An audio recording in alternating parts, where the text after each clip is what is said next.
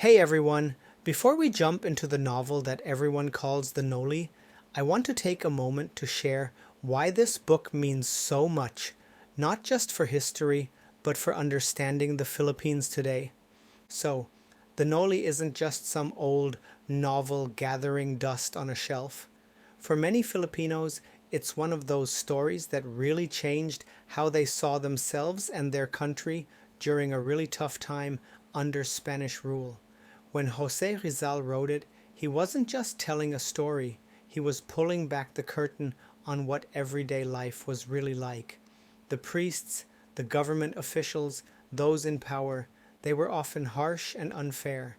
They made life difficult for ordinary people. And this wasn't just a tale, it was a clear picture of injustice, cruelty, and suffering that many Filipinos lived through.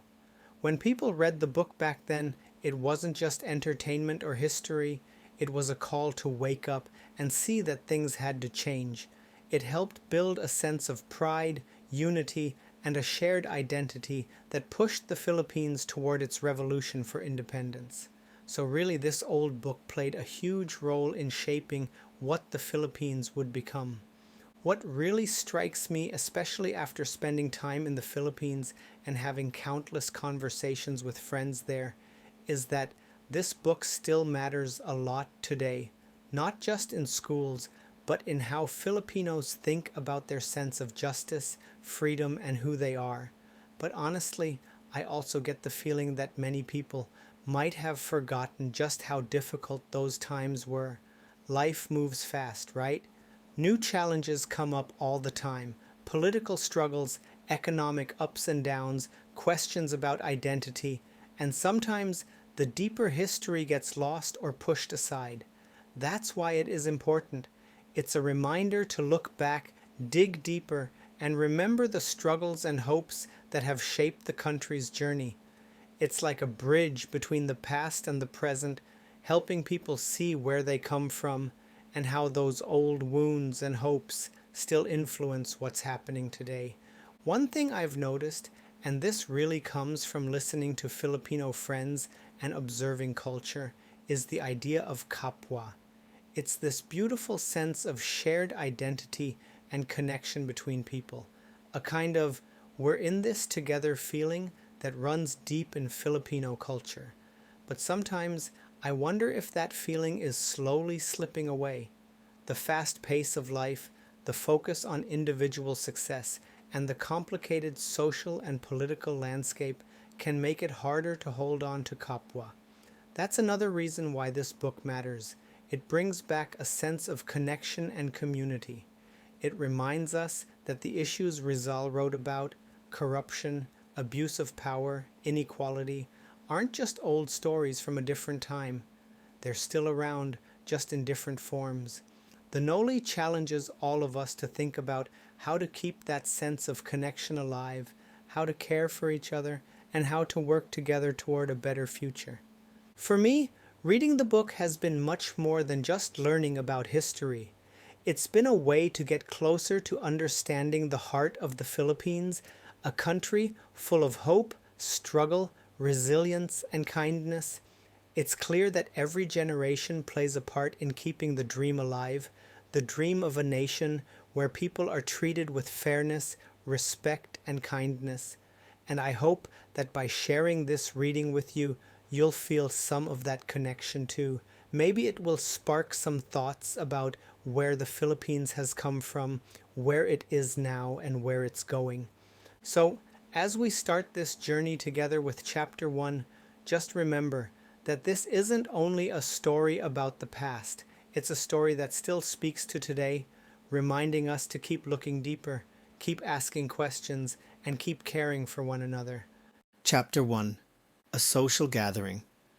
On the last of October, Don Santiago de los Santos, popularly known as Capitan Tiago, gave a dinner, in spite of the fact that, contrary to his usual custom, he had made the announcement only that afternoon. It was already the sole topic of conversation in Binondo and adjacent districts, and even in the walled city, for at that time Capitan Tiago was considered one of the most hospitable of men, and it was well known that his house, like his country, shut its doors against nothing except commerce and all new or bold ideas.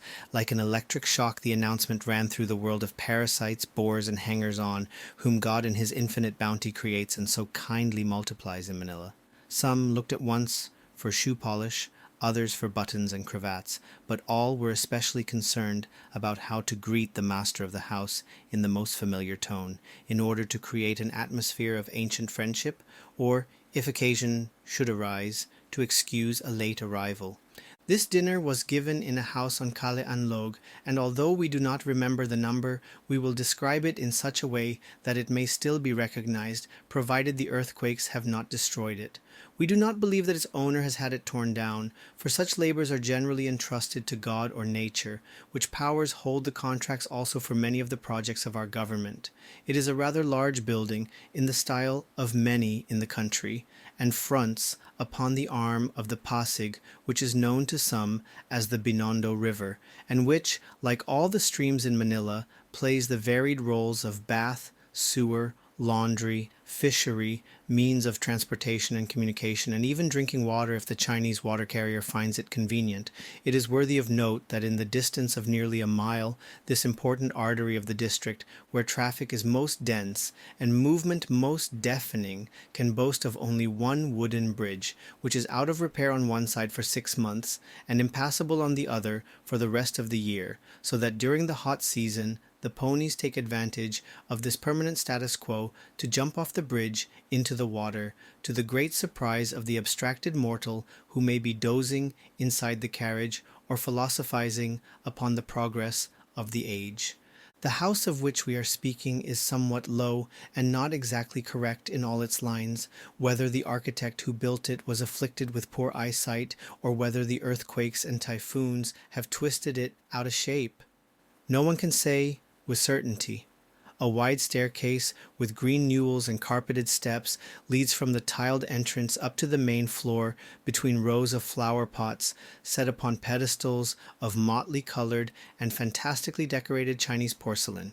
Since there are neither porters nor servants who demand invitation cards, we will go in, O you who read this, whether friend or foe, if you are attracted by the strains of the orchestra, the lights, or the suggestive rattling of dishes, knives, and forks, and if you wish to see what such a gathering is like in the distant Pearl of the Orient. Gladly, and for my own comfort, I should spare you this description of the house, were it not of great importance, since we mortals in general are very much like tortoises. We are esteemed and classified according to our shells. In this and still other respects, the mortals of the Philippines in particular also resemble tortoises. If we go up the stairs, we immediately find ourselves in a spacious hallway, called there, for some unknown reason, the Caida, which tonight serves as the dining room and at the same time affords a place for the orchestra. In the center, a large table profusely and expensively decorated seems to beckon to the hanger-on with sweet promises, while it threatens the bashful maiden, the simple dalaga, with 2 mortal hours in the company of strangers whose language and conversation usually have a very restricted and special character. Contrasted with these terrestrial preparations are the motley paintings on the walls representing religious matters such as purgatory, hell, the Last Judgment, the death of the just, and the death of the sinner. At the back of the room, fastened in a splendid and elegant framework in the Renaissance style, possibly by Arevalo, is a glass case in which are seen the figures of 2 old women. The inscription on this reads, Our Lady of Peace and Prosperous Voyages, who is worshipped in Antipolo, visiting in the disguise of a beggar the holy and renowned Capitana Inez during her sickness. While the work reveals little taste or art, yet it possesses in compensation an extreme realism, for to judge from the yellow and bluish tints of her face, the sick woman seems to be already a decaying corpse, and the glasses and other objects, accompaniments of long illness, are so minutely reproduced that even their contents may be distinguished. In looking at these pictures, which excite the appetite and inspire gay bucolic ideas, one may perhaps be led to think that the malicious host is well acquainted with the characters of the majority of those who are to sit at his table, and that, in order to conceal his own way of thinking, he has hung from the ceiling costly Chinese lanterns, bird cages without birds, red, green, and blue globes of frosted glass, faded air plants, and dried and inflated fishes, which they call botettes. The view is closed on the side of the river by curious wooden arches, half Chinese and half European, affording glimpses of a terrace with arbors and bowers faintly lighted by paper lanterns of many colors. In the sala, among massive mirrors and gleaming chandeliers, the guests are assembled. Here, on a raised platform, stands a grand piano of great price, which tonight has the additional virtue of not being played upon. Here, hanging on the wall, is an oil painting of a handsome man in full dress, rigid, erect, straight as the tasseled cane he holds in his stiff, ring-covered fingers, the whole seeming to say, "Ahem! See how well dressed and how dignified I am." The furnishings of the room are elegant and perhaps uncomfortable and unhealthful, since the master of the house would consider not so much the comfort and health of his guests as his own ostentation. "A terrible thing is dysentery," he would say to them, "but you are sitting in European chairs, and that is something you don't find every day." This room is almost filled with people, the men being separated from the women as in synagogues and Catholic churches. The women consist of a number of Filipino and Spanish maidens who, when they open their mouths to yawn, instantly cover them with their fans, and who murmur only a few words to each other, any conversation ventured upon dying out in monosyllables like the sounds heard in a house at night, sounds made by the rats and lizards. Is it perhaps the different likenesses of Our Lady hanging on the walls that force them to silence and a religious demeanor, or is it that the women here are an exception? A cousin of Capitan Tiago, a sweet-faced old woman who speaks Spanish quite badly, is the only one receiving the ladies, to offer to the Spanish ladies a plate of cigars and bayos, to extend her hand to her countrywomen to be kissed. Exactly as the friars do. This is the sum of her courtesy, her policy. The poor old lady soon became bored, and taking advantage of the noise of a plate breaking, rushed precipitately away, muttering, "Jesus! Just wait, you rascals," and failed to reappear. The men, for their part, are making more of a stir. Some cadets in one corner are conversing in a lively manner, but in low tones, looking around now and then to point out different persons in the room, while they laugh more or less openly among themselves. In contrast, two foreigners, dressed in white, are promenading silently from one end of the room to the other, with their hands crossed behind their backs, like the bored passengers on the deck of a ship. All the interest and the greatest animation proceed from a group composed of 2 priests, 2 civilians, and a soldier, who are seated around a small table, on which are seen bottles of wine and English biscuits. The soldier, a tall elderly lieutenant with an austere countenance, a Duke of Alva straggling behind in the roster of the civil guard, talks little but in a harsh, curt way. One of the priests, a youthful Dominican friar, handsome, graceful, polished as the gold-mounted eyeglasses he wears, maintains a premature gravity. He is the curate of Binondo, and has been in former years a professor in the college of San Juan de Letran, where he enjoyed the reputation of being a consummate dialectician, so much so that in the days when the sons of Guzman still dared to match themselves in subtleties with laymen, the able disputant B. de Luna had never been able either to catch or to confuse him. The distinctions made by Fray Sibylla leaving his opponent in the situation of a fisherman who tries to catch eels with a lasso. The Dominican says little, appearing to weigh his words.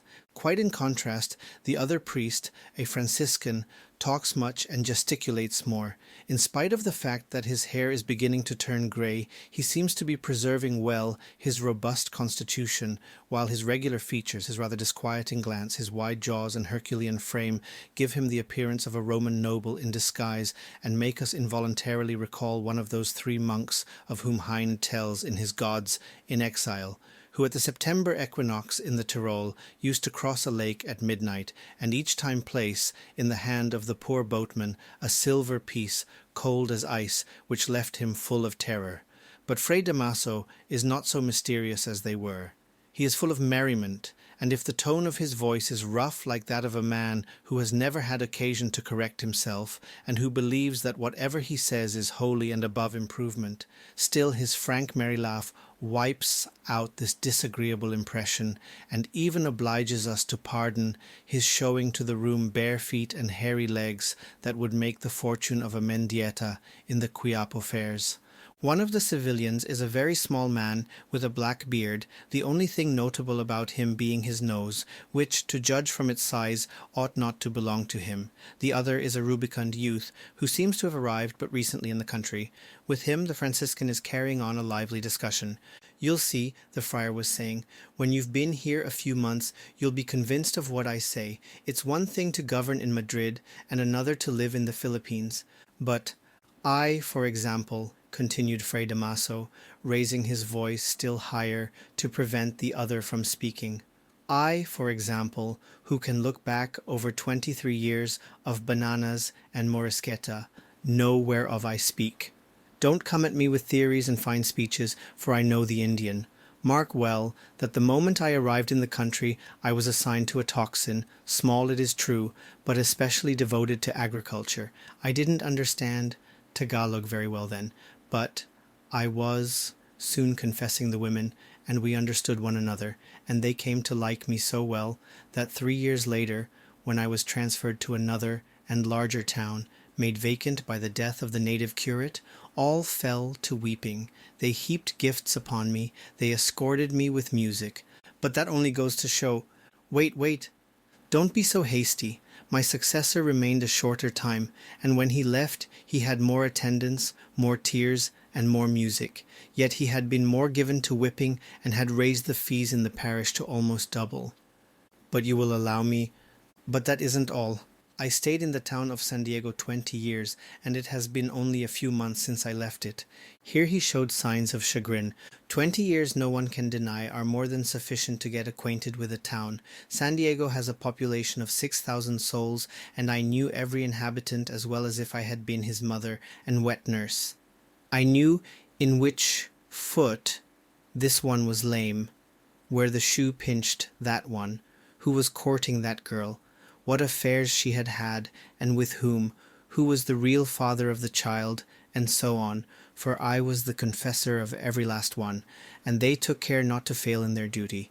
Our host, Santiago, will tell you whether I am speaking the truth, for he has a lot of land there, and that was where we first became friends. Well then, you may see what the Indian is. When I left, I was escorted by only a few old women and some of the tertiary brethren, and that after I had been there 20 years. But I don't see what that has to do with the abolition of the tobacco monopoly, ventured the rubicund youth, taking advantage of the Franciscan's pausing to drink a glass of sherry. Fray Damaso was so greatly surprised that he nearly let his glass fall. He remained for a moment staring fixedly at the young man. "What? How's that?" he was finally able to exclaim in great wonderment. "Is it possible that you don't see it as clear as day? Don't you see, my son, that all this proves plainly that the reforms of the ministers are irrational?" It was now the youth's turn to look perplexed. The lieutenant wrinkled his eyebrows a little more, and the small man nodded toward Fray Damaso equivocally. The Dominican contented himself with almost turning his back on the whole group. "Do you really believe so?" the young man at length asked with great seriousness, as he looked at the friar with curiosity. "Do I believe so? As I believe the gospel, the Indian is so indolent. Ah, pardon me for interrupting you, said the young man, lowering his voice and drawing his chair a little closer, but you have said something that awakens all my interest. Does this indolence actually naturally exist among the natives, or is there some truth in what a foreign traveller says, that with this indolence we excuse our own, as well as our backwardness and our colonial system? He referred to other colonies whose inhabitants belong to the same race. Bah, jealousy. Ask Senor Laruja, who also knows this country. Ask him if there is any equal to the ignorance and indolence of the Indian. It's true, affirmed the little man, who was referred to as Senor Laruja. In no part of the world can you find anyone more indolent than the Indian, in no part of the world.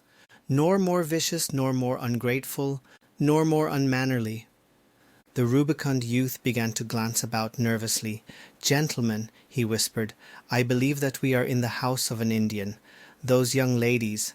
Bah, don't be so apprehensive. Santiago doesn't consider himself an Indian, and besides, he's not here. And what if he were? These are the nonsensical ideas of the newcomers. Let a few months pass, and you will change your opinion, after you have attended a lot of fiestas and bailuhan, slept on cots, and eaten your fill of tinola. Ah, is this thing that you call tinola a variety of lotus which makes people, forgetful? Nothing of the kind, exclaimed Fray Damaso with a smile. You're getting absurd. Tinola is a stew of chicken and squash. How long has it been since you got here? 4 days, responded the youth, rather offended. Have you come as a government employee? No, sir, I've come at my own expense to study the country. Man, what a rare bird, exclaimed Fray Damaso, staring at him with curiosity. To come at one's own expense, and for such foolishness. What a wonder, when there are so many books, and with 2 finger breadths of forehead. Many have written books as big as that, with 2 finger breadths of forehead. The Dominican here brusquely broke in upon the conversation. Did your reverence, Fray Damaso, say that you had been 20 years in the town of San Diego, and that you had left it? Wasn't your reverence satisfied with the town?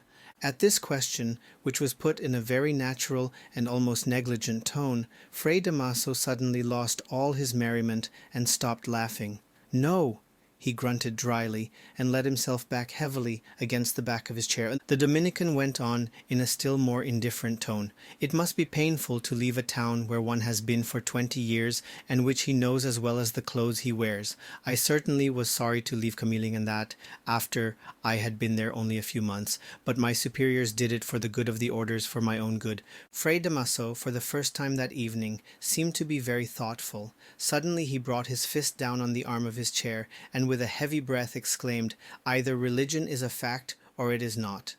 That is, either the curates are free or they are not. The country is going to ruin. It is lost. And again he struck the arm of his chair. Everybody in the sala turned toward the group with astonished looks. The Dominican raised his head to stare at the Franciscan from under his glasses. The 2 foreigners paused a moment, stared with an expression of mingled severity and reproof, then immediately continued their promenade. He's in a bad humor because you haven't treated him with deference, murmured Senor Laruja into the ear of the rubicund youth. What does your reverence mean? What's the trouble? Inquired the Dominican and the lieutenant at the same time, but in different tones. That's why so many calamities come. The ruling powers support heretics against the ministers of God, continued the Franciscan, raising his heavy fists. What do you mean? Again inquired the frowning lieutenant, half rising from his chair. What do I mean? Repeated Fray Damaso, raising his voice and facing the lieutenant. I'll tell you what I mean.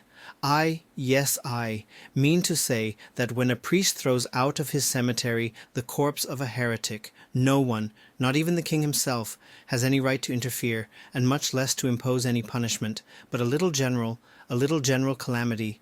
Padre, His Excellency is the vice-regal patron, shouted the soldier, rising to his feet.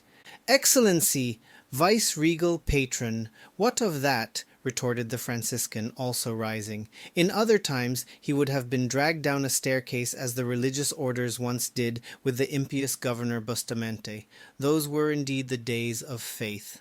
I warn you that I can't permit this. His Excellency represents His Majesty the King. King or rook, what difference does that make? For us there is no king other than the legitimate. "Halt!" shouted the lieutenant in a threatening tone, as if he were commanding his soldiers. "Either you withdraw what you have said, or tomorrow I will report it to His Excellency." "Go ahead! Right now! Go on!" was the sarcastic rejoinder of Fray Damaso as he approached the officer with clenched fists. "Do you think that because I wear the cloth I'm afraid? Go now, while I can lend you my carriage." The dispute was taking a ludicrous turn, but fortunately the Dominican intervened. "Gentlemen," he began in an authoritative tone, and with the nasal twang that so well becomes the friars, "you must not confuse things, or seek for offences where there are none. We must distinguish, in the words of Fray Damaso, those of the man from those of the priest. The latter, as such per se, can never give offence, because they spring from absolute truth, while in those of the man there is a secondary distinction to be made, those which he utters ab irato, those which he utters ex or, but not in chord, and those which he does utter in chord. These last are the only ones that can really offend, and only according to whether they pre-existed as a motive in mente, or arose solely per accidents in the heat of the discussion, if there really exist. But I, by accidents and for my own part, understand his motives, Padre Sibylla," broke in the old soldier, who saw himself about to be entangled in so many distinctions that he feared lest he might still be held to blame. "I understand the motives about which your reverence is going to make distinctions."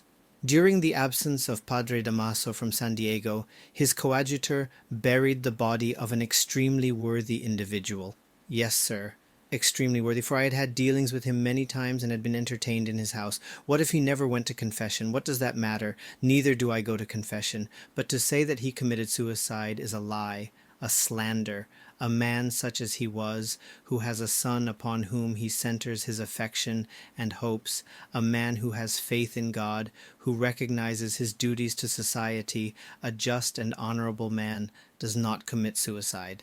This much I will say, and will refrain from expressing the rest of my thoughts here, so please your reverence.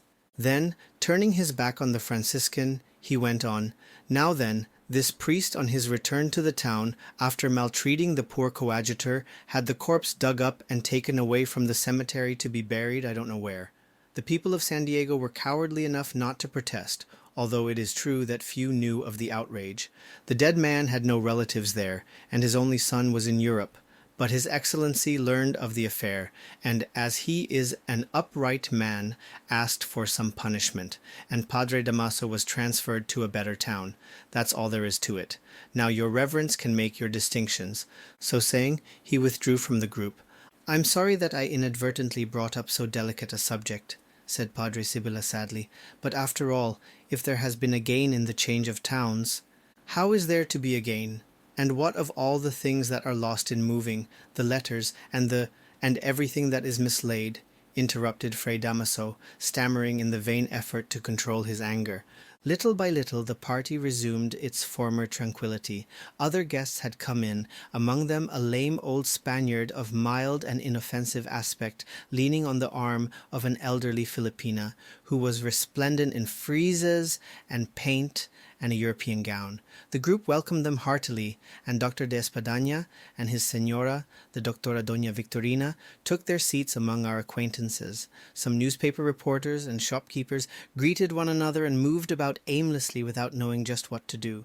"But can you tell me, Señor Laruja, what kind of man our host is?" inquired the rubicund youth. "I haven't been introduced to him yet. They say that he has gone out. I haven't seen him either." "There's no need of introductions here," volunteered Fray Damaso. "Santiago is made of the right stuff." "No, he's not the man who invented gunpowder," added Laruja. "You too, Señor Laruja," exclaimed Doña Victorina in mild reproach, as she fanned herself. "How could the poor man invent gunpowder, if, as is said, the Chinese invented it centuries ago?" "The Chinese? Are you crazy?" cried Fray Damaso. "Out with you! A Franciscan, one of my order, Fray, what do you call him, Savals, invented it in the 7th century. A Franciscan? Well, he must have been a missionary in China, that Padre Savals," replied the lady, who did not thus easily part from her beliefs. Schwartz, perhaps you mean Signora, said Fray Sibylla, without looking at her. I don't know. Fray Damaso said a Franciscan, and I was only repeating. Well, Savels or Chevas, what does it matter? The difference of a letter doesn't make him a Chinaman, replied the Franciscan in bad humour. And in the 14th century, not the 7th, added the Dominican in a tone of correction, as if to mortify the pride of the other friar. Well, neither does a century more or less make him a Dominican. Don't get angry, your reverence, admonished Padre Sibylla, smiling. So much the better that he did invent it, so as to save his brethren the trouble. And did you say, Padre Sibylla, that it was in the 14th century? Asked Doña Victorina with great interest. Was that before or after Christ? Fortunately for the individual questioned, two persons entered the room. Chapter 2. Crisóstomo Ibarra. It was not two beautiful and well-gowned young women that attracted the attention of all, even including Fray Sibylla, nor was it His Excellency, the Captain General with his staff, that the lieutenant should start from his abstraction and take a couple of steps forward, or that Fray Damaso should look as if turned to stone. It was simply the original of the oil painting, leading by the hand a young man dressed in deep mourning. "Good evening, gentlemen." "Good evening, Padre," were the greetings of Capitan Tiago as he kissed the hands of the priests who forgot to bestow upon him their benediction. The Dominican had taken off his glasses to stare at the newly arrived youth, while Fray Damaso was pale and unnaturally wide-eyed. "I have the honor of presenting to you Don Crisóstomo Ibarra, the son of my deceased friend," went on Capitan Tiago. "The young gentleman has just arrived from Europe, and I went to meet him." At the mention of the name exclamations were heard. The lieutenant forgot to pay his respects to his host, and approached the young man, looking him over from head to foot. The young man himself at that moment was exchanging the conventional greetings with all in the group, nor did there seem to be anything extraordinary about him except his mourning garments in the centre of that brilliantly lighted room.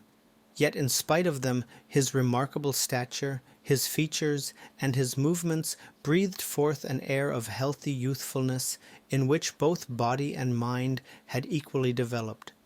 There might have been noticed in his frank, pleasant face some faint traces of Spanish blood showing through a beautiful brown color, slightly flushed at the cheeks as a result perhaps of his residence in cold countries. "What?" he exclaimed with joyful surprise. "The curate of my native town, Padre Damaso, my father's intimate friend."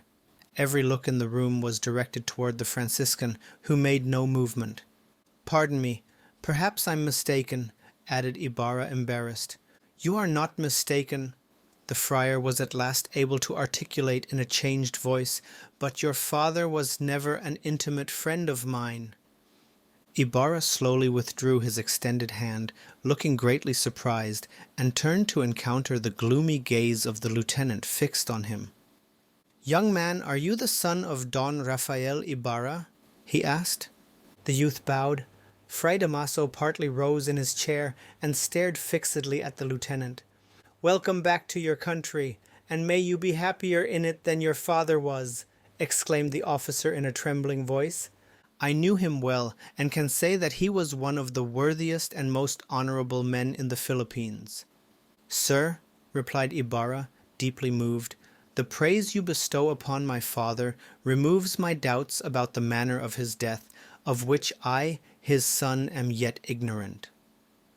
The eyes of the old soldier filled with tears, and turning away hastily, he withdrew. The young man thus found himself alone in the center of the room. His host having disappeared, he saw no one who might introduce him to the young ladies, many of whom were watching him with interest. After a few moments of hesitation, he started toward them in a simple and natural manner. "Allow me," he said, "to overstep the rules of strict etiquette. It has been 7 years since I have been in my own country, and upon returning to it I cannot suppress my admiration and refrain from paying my respects to its most precious ornaments, the ladies." But as none of them ventured a reply, he found himself obliged to retire. He then turned toward a group of men who, upon seeing him approach, arranged themselves in a semicircle. "Gentlemen," he addressed them, "it is a custom in Germany when a stranger finds himself at a function and there is no one to introduce him to those present, that he give his name and so introduce himself. Allow me to adopt this usage here, not to introduce foreign customs when our own are so beautiful, but because I find myself driven to it by necessity. I have already paid my respects to the skies and to the ladies of my native land. Now I wish to greet its citizens, my fellow countrymen.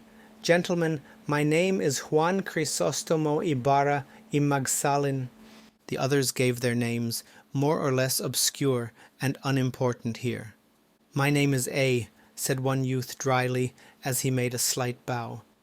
"Then I have the honor of addressing the poet whose works have done so much to keep up my enthusiasm for my native land. It is said that you do not write any more, but I could not learn the reason." "The reason? Because one does not seek inspiration in order to debase himself and lie. One writer has been imprisoned for having put a very obvious truth into verse. They may have called me a poet, but they shan't call me a fool." "And may I inquire what that truth was?" "He said that the lion's son is also a lion." "He came very near to being exiled for it," replied the strange youth, moving away from the group. A man with a smiling face, dressed in the fashion of the natives of the country, with diamond studs in his shirt bosom, came up at that moment almost running. He went directly to Ibarra and grasped his hand, saying, "Señor Ibarra, I've been eager to make your acquaintance. Capitan Tiago is a friend of mine, and I knew your respected father. I am known as Capitan Tinong, and live in Tondo, where you will always be welcome. I hope that you will honor me with a visit. Come and dine with us tomorrow." He smiled and rubbed his hands. "Thank you," replied Ibarra warmly, charmed with such amiability, "but tomorrow morning I must leave for San Diego." "How unfortunate!" "Then it will be on your return." "Dinner is served," announced a waiter from the Café La Campana, and the guests began to file out toward the table, the women, especially the Filipinas, with great hesitation. Chapter 3. The Dinner.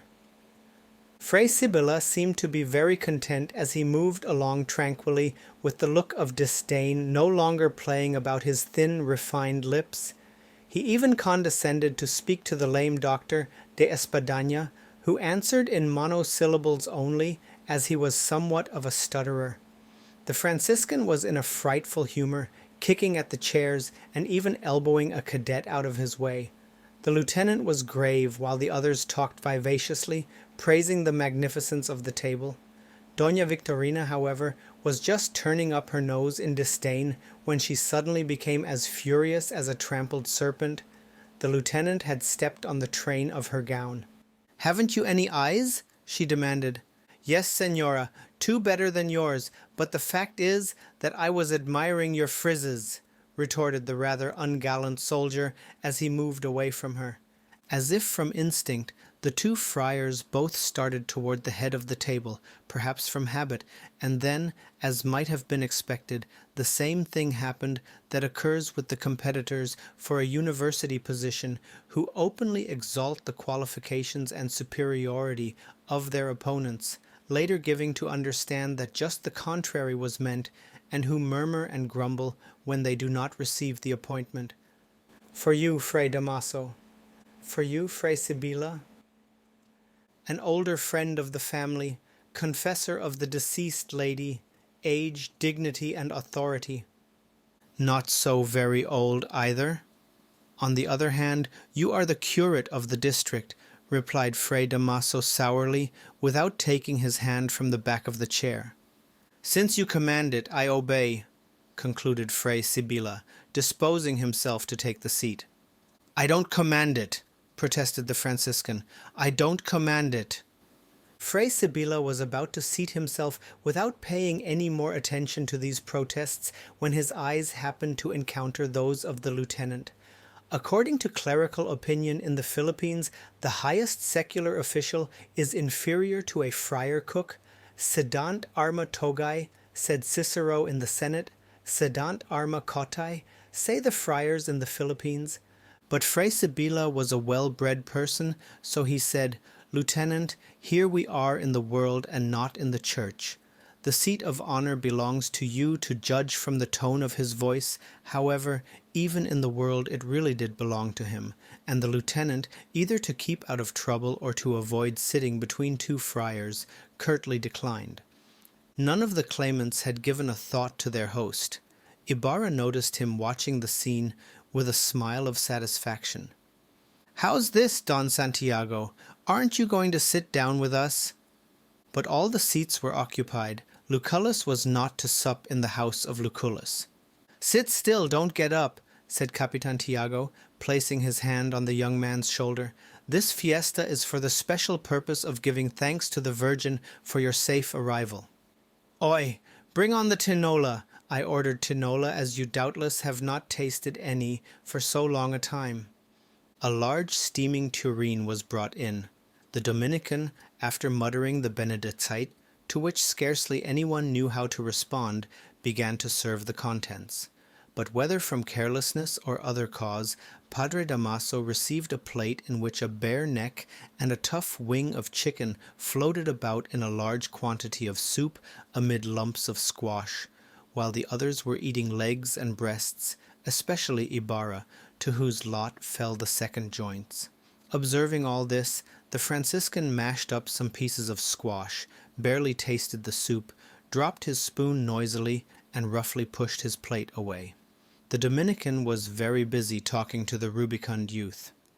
"How long have you been away from the country?" Laruja asked Ibarra. "Almost 7 years." "Then you have probably forgotten all about it." "Quite the contrary. Even if my country does seem to have forgotten me, I have always thought about it." "How do you mean that it has forgotten you?" inquired the rubicund youth. "I mean that it has been a year since I have received any news from here, so that I find myself a stranger who does not yet know how and when his father died."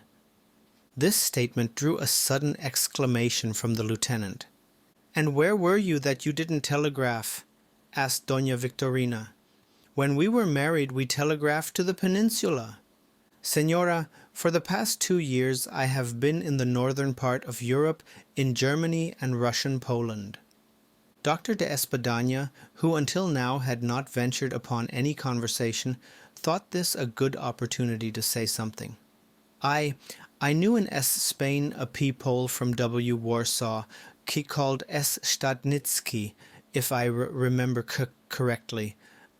Perhaps you saw him?" he asked timidly and almost blushingly. "It's very likely," answered Ibarra in a friendly manner, "but just at this moment I don't recall him." But you couldn't have confused him with anyone else," went on the doctor, taking courage. "He was ruddy as gold and talked Spanish very badly." "Those are good clues, but unfortunately, while there, I talked Spanish only in a few consulates." "How then did you get along?" asked the wondering Doña Victorina. "The language of the country served my needs, madam." "Do you also speak English?" inquired the Dominican, who had been in Hong Kong and who was a master of pidgin English, that adulteration of Shakespeare's tongue used by the sons of the Celestial Empire. "I stayed in England a year among people who talked nothing but English." "Which country of Europe pleased you the most?" asked the rubicund youth. "After Spain, my second fatherland, any country of free Europe." "And you who seem to have traveled so much, tell us, what do you consider the most notable thing that you have seen?" inquired Laruja. Ibarra appeared to reflect. "Notable? In what way?" "For example, in regard to the life of the people, the social, political, religious life, in general, in its essential features, as a whole?" Ibarra paused thoughtfully before replying. "Frankly, I like everything in those people, setting aside the national pride of each one."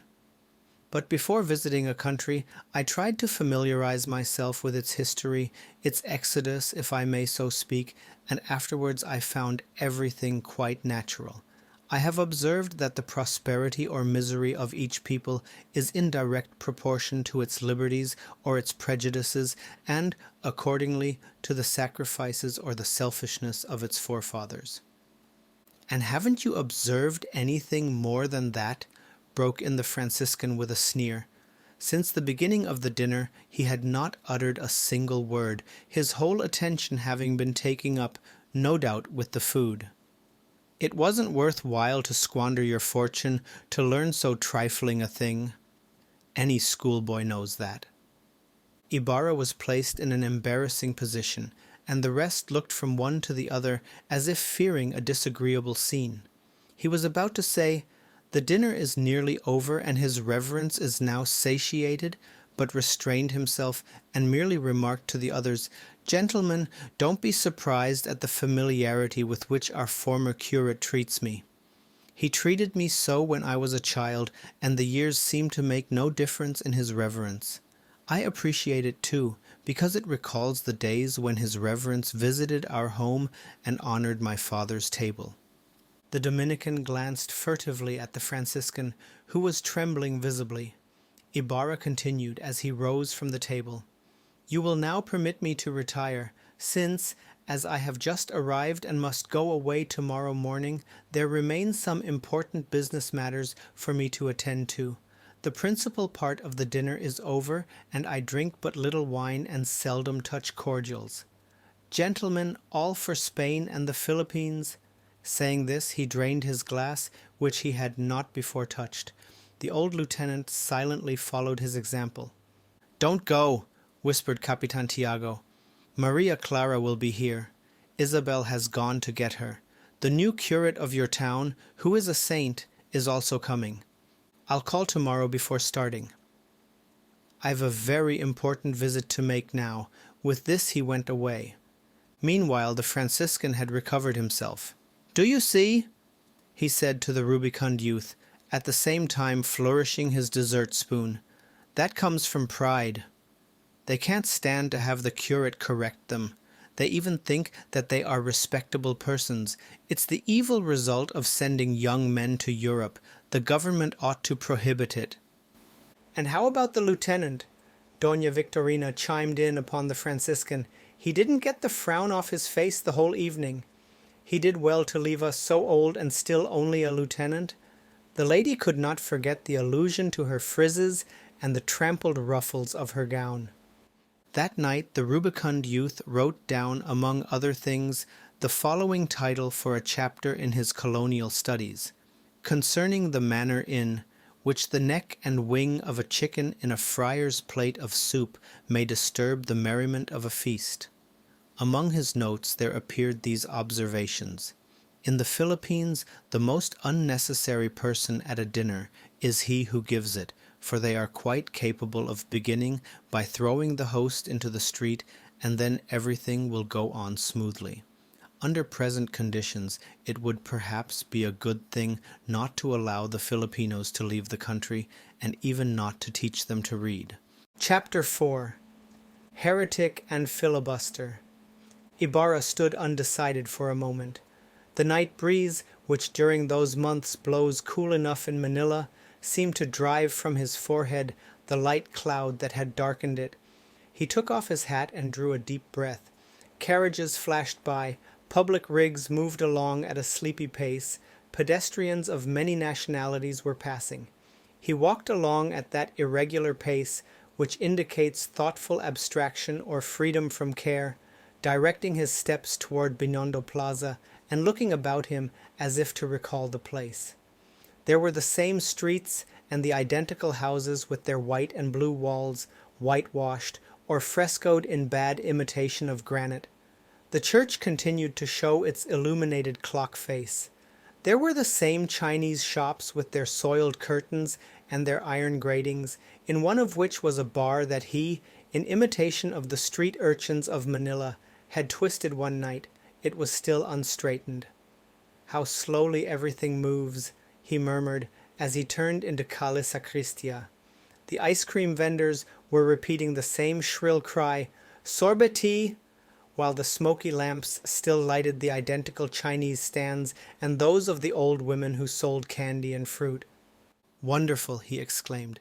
"There's the same Chinese who was here 7 years ago, and that old woman, the very same. It might be said that tonight I've dreamed of a 7 years' journey in Europe.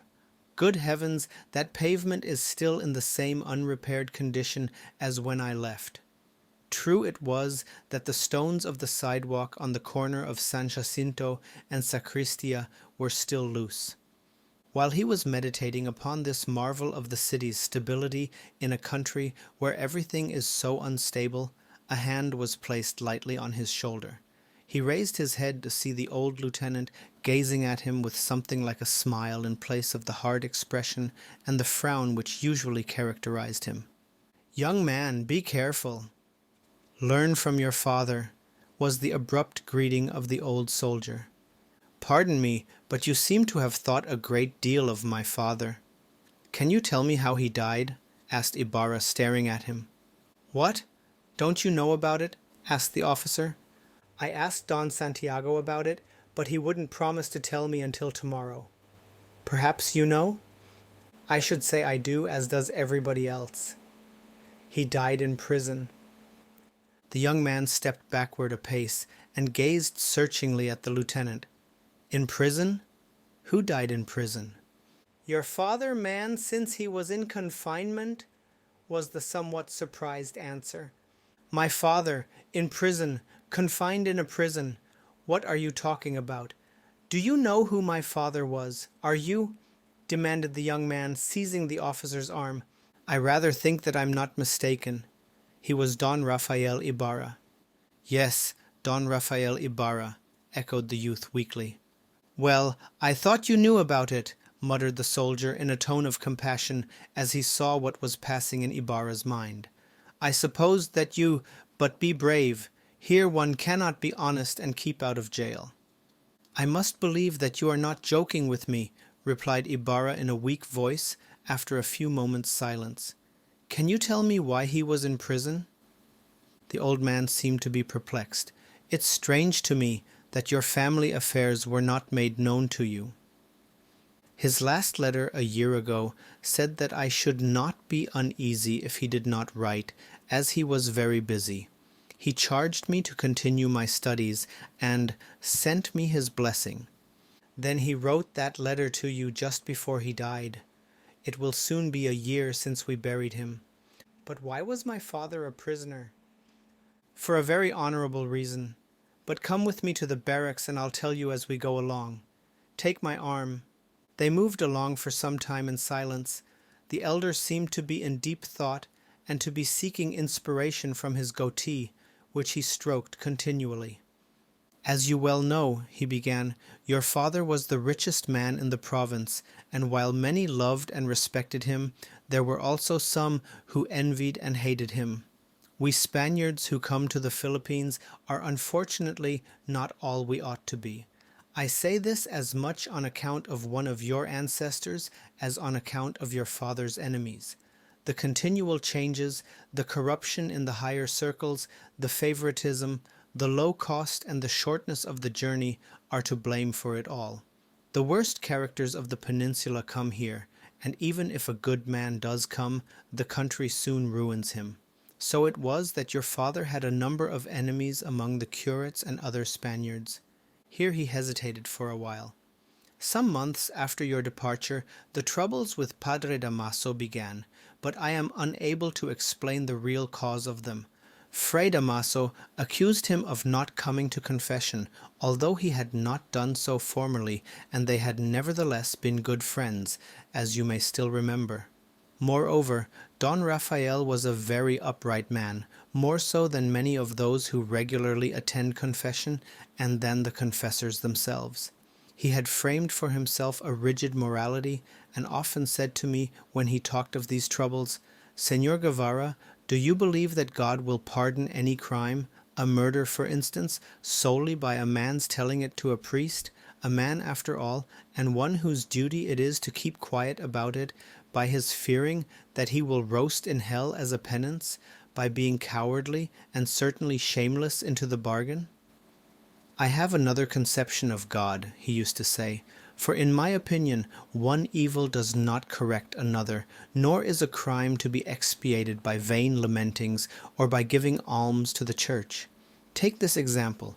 If I have killed the father of a family, if I have made of a woman a sorrowing widow and destitute orphans of some happy children, have I satisfied eternal justice by letting myself be hanged, or by entrusting my secret to one who is obliged to guard it for me, or by giving alms to priests who are least in need of them, or by buying indulgences and lamenting night and day?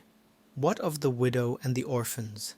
My conscience tells me that I should try to take the place of him whom I killed, that I should dedicate my whole life to the welfare of the family whose misfortunes I caused. But even so, who can replace the love of a husband and a father? Thus your father reasoned, and by this strict standard of conduct regulated all his actions, so that it can be said that he never injured anybody. On the contrary, he endeavored by his good deeds to wipe out some injustices which he said your ancestors had committed. But to get back to his troubles with the curate, these took on a serious aspect. Padre Damaso denounced him from the pulpit, and that he did not expressly name him was a miracle, since anything might have been expected of such a character. I foresaw that sooner or later the affair would have serious results. Again the old lieutenant paused. There happened to be wandering about the province an ex-artilleryman who has been discharged from the army on account of his stupidity and ignorance. As the man had to live, and he was not permitted to engage in manual labor, which would injure our prestige, he somehow or other obtained a position as collector of the tax on vehicles. The poor devil had no education at all, a fact of which the natives soon became aware, as it was a marvel for them to see a Spaniard who didn't know how to read and write. Everyone ridiculed him, and the payment of the tax was the occasion of broad smiles. He knew that he was an object of ridicule, and this tended to sour his disposition even more, rough and bad as it had formerly been. They would purposely hand him the papers upside down to see his efforts to read them, and wherever he found a blank space he would scribble a lot of pothooks, which rather fitly passed for his signature. The natives mocked while they paid him. He swallowed his pride and made the collections, but was in such a state of mind that he had no respect for anyone. He even came to have some hard words with your father. One day it happened that he was in a shop turning a document over and over in the effort to get it straight, when a schoolboy began to make signs to his companions and to point laughingly at the collector with his finger. The fellow heard the laughter and saw the joke reflected in the solemn faces of the bystanders. He lost his patience and, turning quickly, started to chase the boys, who ran away shouting, "Ba, bay, bai, bo, ba." Blind with rage and unable to catch them, he threw his cane and struck one of the boys on the head, knocking him down. He ran up and began to kick the fallen boy, and none of those who had been laughing had the courage to interfere. Unfortunately, your father happened to come along just at that time. He ran forward indignantly, caught the collector by the arm, and reprimanded him severely. The artilleryman, who was no doubt beside himself with rage, raised his hand, but your father was too quick for him, and with the strength of a descendant of the Basques, some say that he struck him, others that he merely pushed him, but at any rate the man staggered and fell a little way off, striking his head against a stone. Don Raphael quietly picked the wounded boy up and carried him to the town hall. The artilleryman bled freely from the mouth and died a few moments later without recovering consciousness. As was to be expected, the authorities intervened and arrested your father. All his hidden enemies at once rose up, and false accusations came from all sides. He was accused of being a heretic and a filibuster. To be a heretic is a great danger anywhere, but especially so at that time when the province was governed by an alcalde who made a great show of his piety, who, with his servants, used to recite his rosary in the church in a loud voice, perhaps that all might hear and pray with him. But to be a filibuster is worse than to be a heretic and to kill 3 or 4 tax collectors who know how to read, write, and attend to business. Everyone abandoned him, and his books and papers were seized. He was accused of subscribing to El Correo de Ultramar and to newspapers from Madrid, of having sent you to Germany, of having in his possession letters and a photograph of a priest who had been legally executed, and I don't know what not. Everything served as an accusation, even the fact that he, a descendant of peninsulars, wore a camisa. Had it been anyone but your father, it is likely that he would soon have been set free, as there was a physician who ascribed the death of the unfortunate collector to a hemorrhage. But his wealth, his confidence in the law, and his hatred of everything that was not legal and just wrought his undoing. In spite of my repugnance to asking for mercy from anyone, I applied personally to the Captain General, the predecessor of our present one, and urged upon him that there could not be anything of the filibuster about a man who took up with all the Spaniards, even the poor emigrants, and gave them food and shelter, and in whose veins yet flowed the generous blood of Spain. It was in vain that I pledged my life and swore by my poverty and my military honor. I succeeded only in being coldly listened to and roughly sent away with the epithet of chiflado. The old man paused to take a deep breath, and after noticing the silence of his companion, who was listening with averted face, continued, "At your father's request I prepared the defense in the case. I went first to the celebrated Filipino lawyer, young A., but he refused to take the case. I should lose it, he told me, and my defending him would furnish the motive for another charge against him, and perhaps one against me. Go to Senor M., who is a forceful and fluent speaker and a peninsular of great influence." I did so, and the noted lawyer took charge of the case and conducted it with mastery and brilliance. But your father's enemies were numerous, some of them hidden and unknown. False witnesses abounded, and their calumnies, which under other circumstances would have melted away before a sarcastic phrase from the defense, here assumed shape and substance. If the lawyer succeeded in destroying the force of their testimony by making them contradict each other and even perjure themselves, new charges were at once preferred. They accused him of having illegally taken possession of a great deal of land and demanded damages. They said that he maintained relations with the Tulisans in order that his crops and animals might not be molested by them. At last the case became so confused that at the end of a year no one understood it.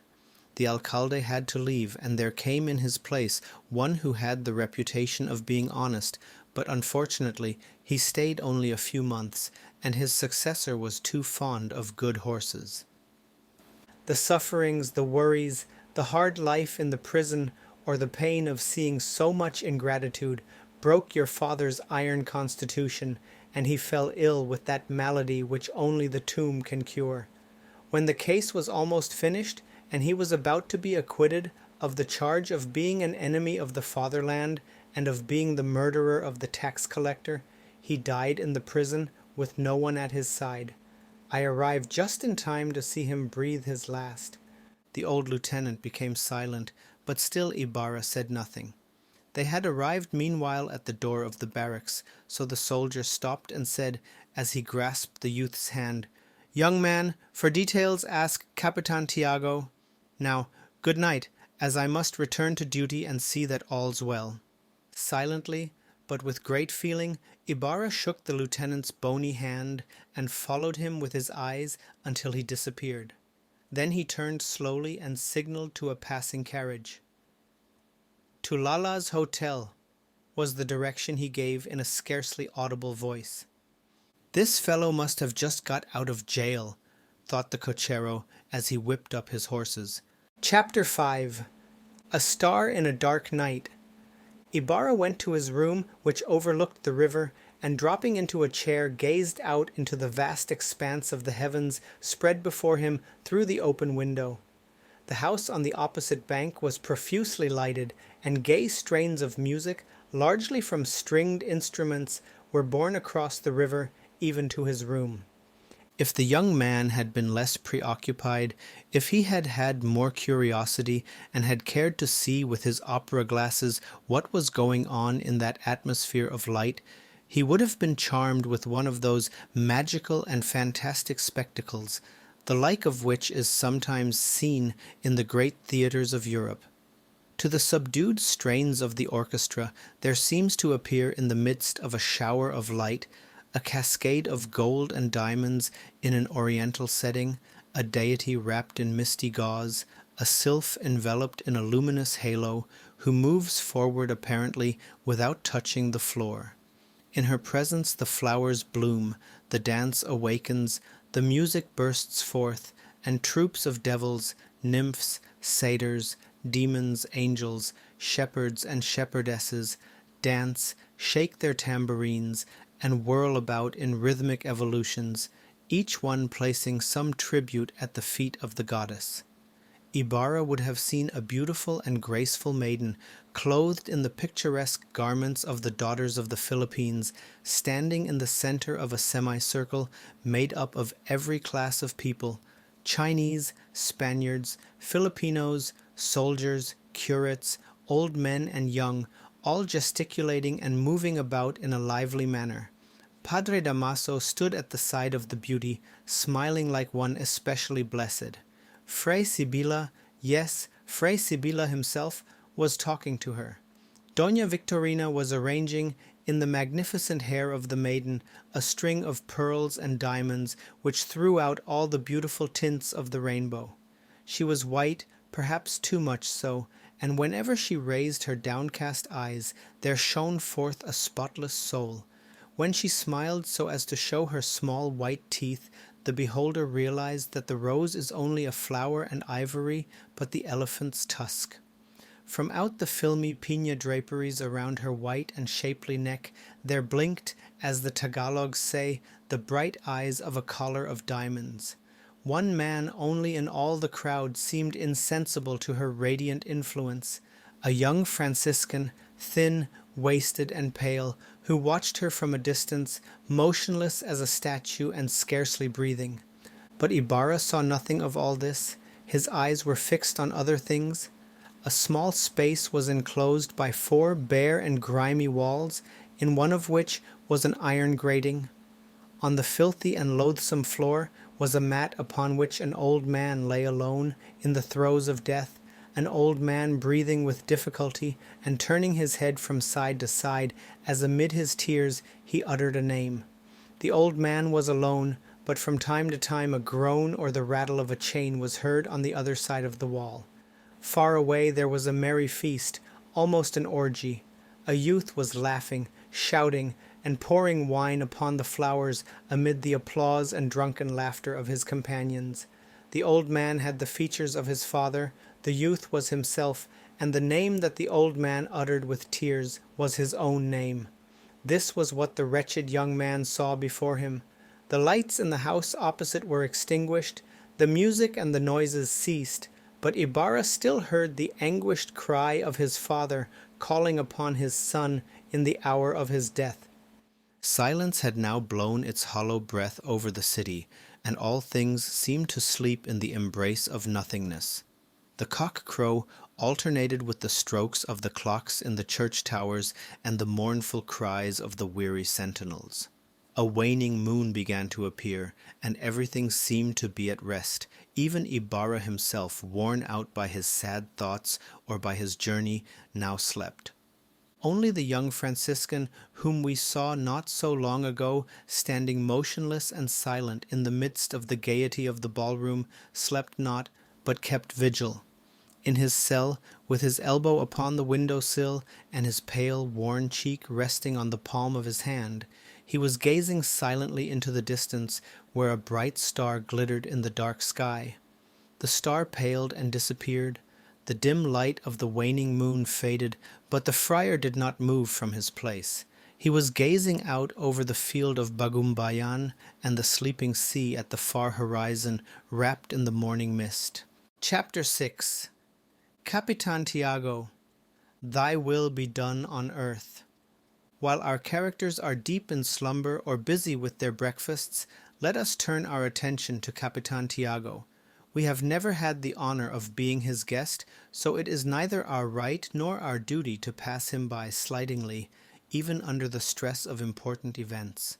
Low in stature, with a clear complexion, a corpulent figure, and a full face, thanks to the liberal supply of fat, which according to his admirers was the gift of heaven, and which his enemies averred was the blood of the poor, Capitan Tiago appeared to be younger than he really was.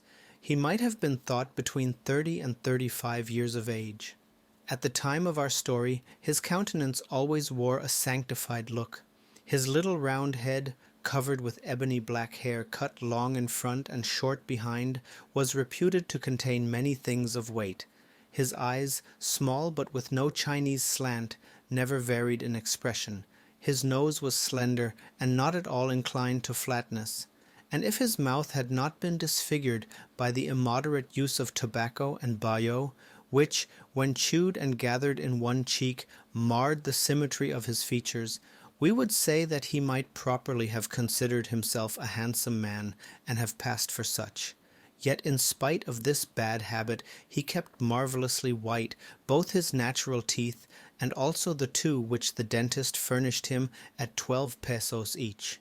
He was considered one of the richest landlords in Binondo and a planter of some importance by reason of his estates in Pampanga and Laguna, principally in the town of San Diego, the income from which increased with each year.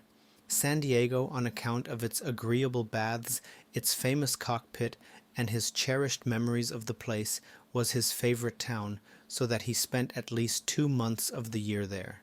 His holdings of real estate in the city were large, and it is superfluous to state that the opium monopoly controlled by him and a Chinese brought in large profits. They also had the lucrative contract of feeding the prisoners in Bilibid and furnished zacate to many of the stateliest establishments in Manila through the medium of contracts, of course. Standing well with all the authorities, clever, cunning, and even bold in speculating upon the wants of others, he was the only formidable rival of a certain Perez in the matter of the farming out of revenues and the sale of offices and appointments, which the Philippine government always confides to private persons.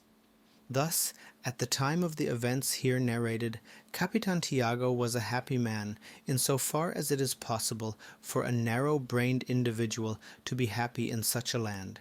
He was rich, and at peace with God, the government, and men. That he was at peace with God was beyond doubt, almost like religion itself. There is no need to be on bad terms with the good God when one is prosperous on earth, when one has never had any direct dealings with him and has never lent him any money. Capitan Tiago himself had never offered any prayers to him, even in his greatest difficulties, for he was rich and his gold prayed for him. For masses and supplications, high and powerful priests had been created. For novenas and rosaries, God in his infinite bounty had created the poor for the service of the rich, the poor who for a peso could be secured to recite 16 mysteries and to read all the sacred books, even the Hebrew Bible, for a little extra.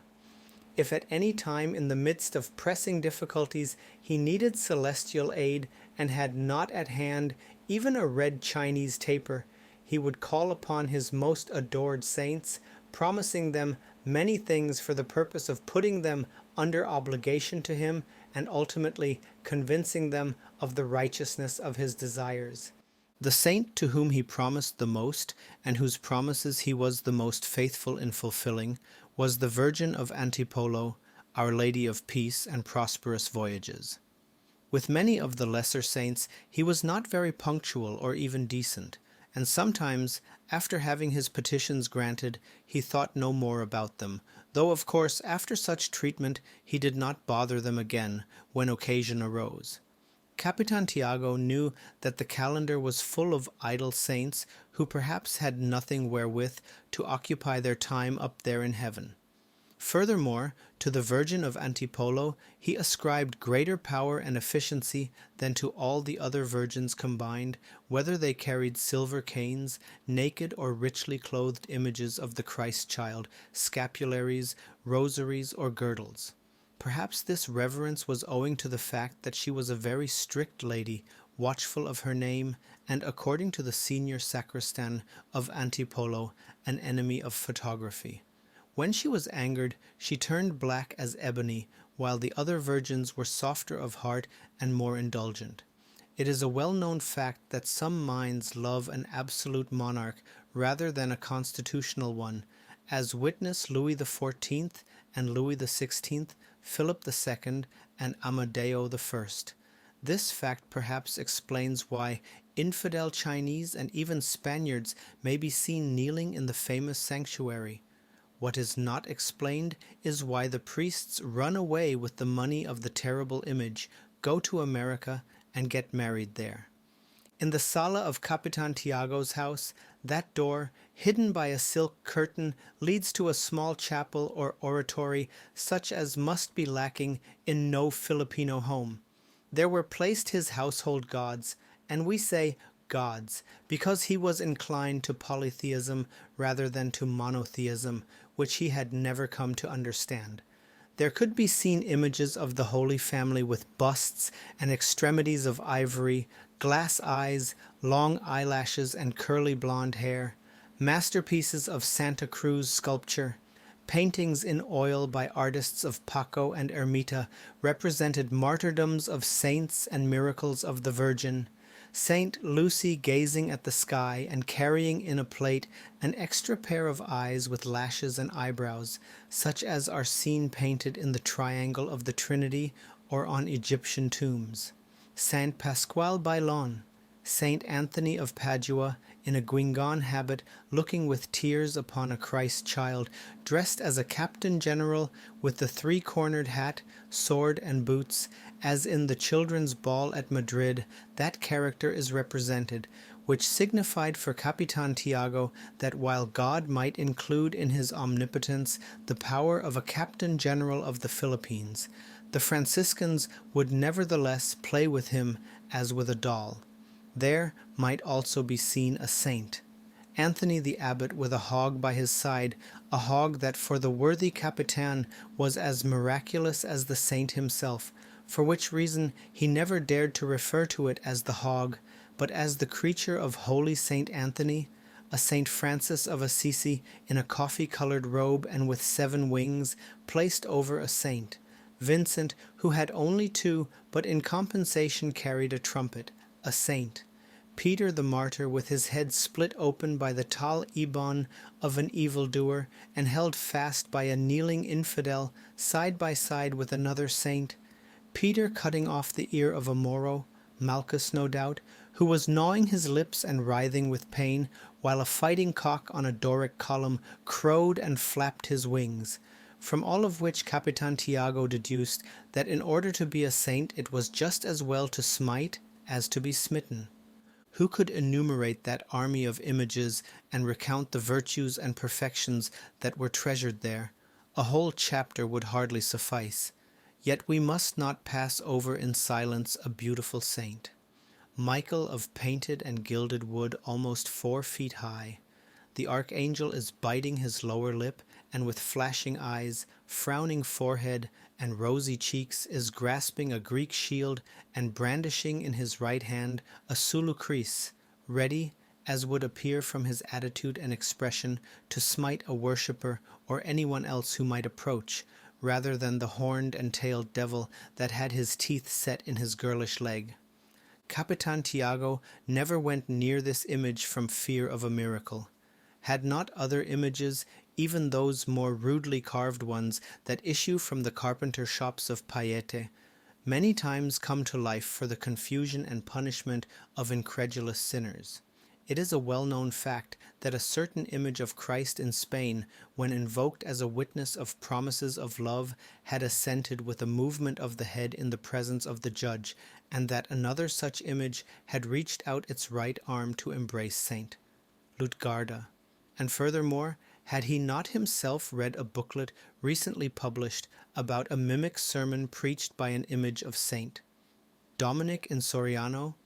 True, the saint had not said a single word, but from his movements it was inferred, at any rate the author of the booklet inferred, that he was announcing the end of the world.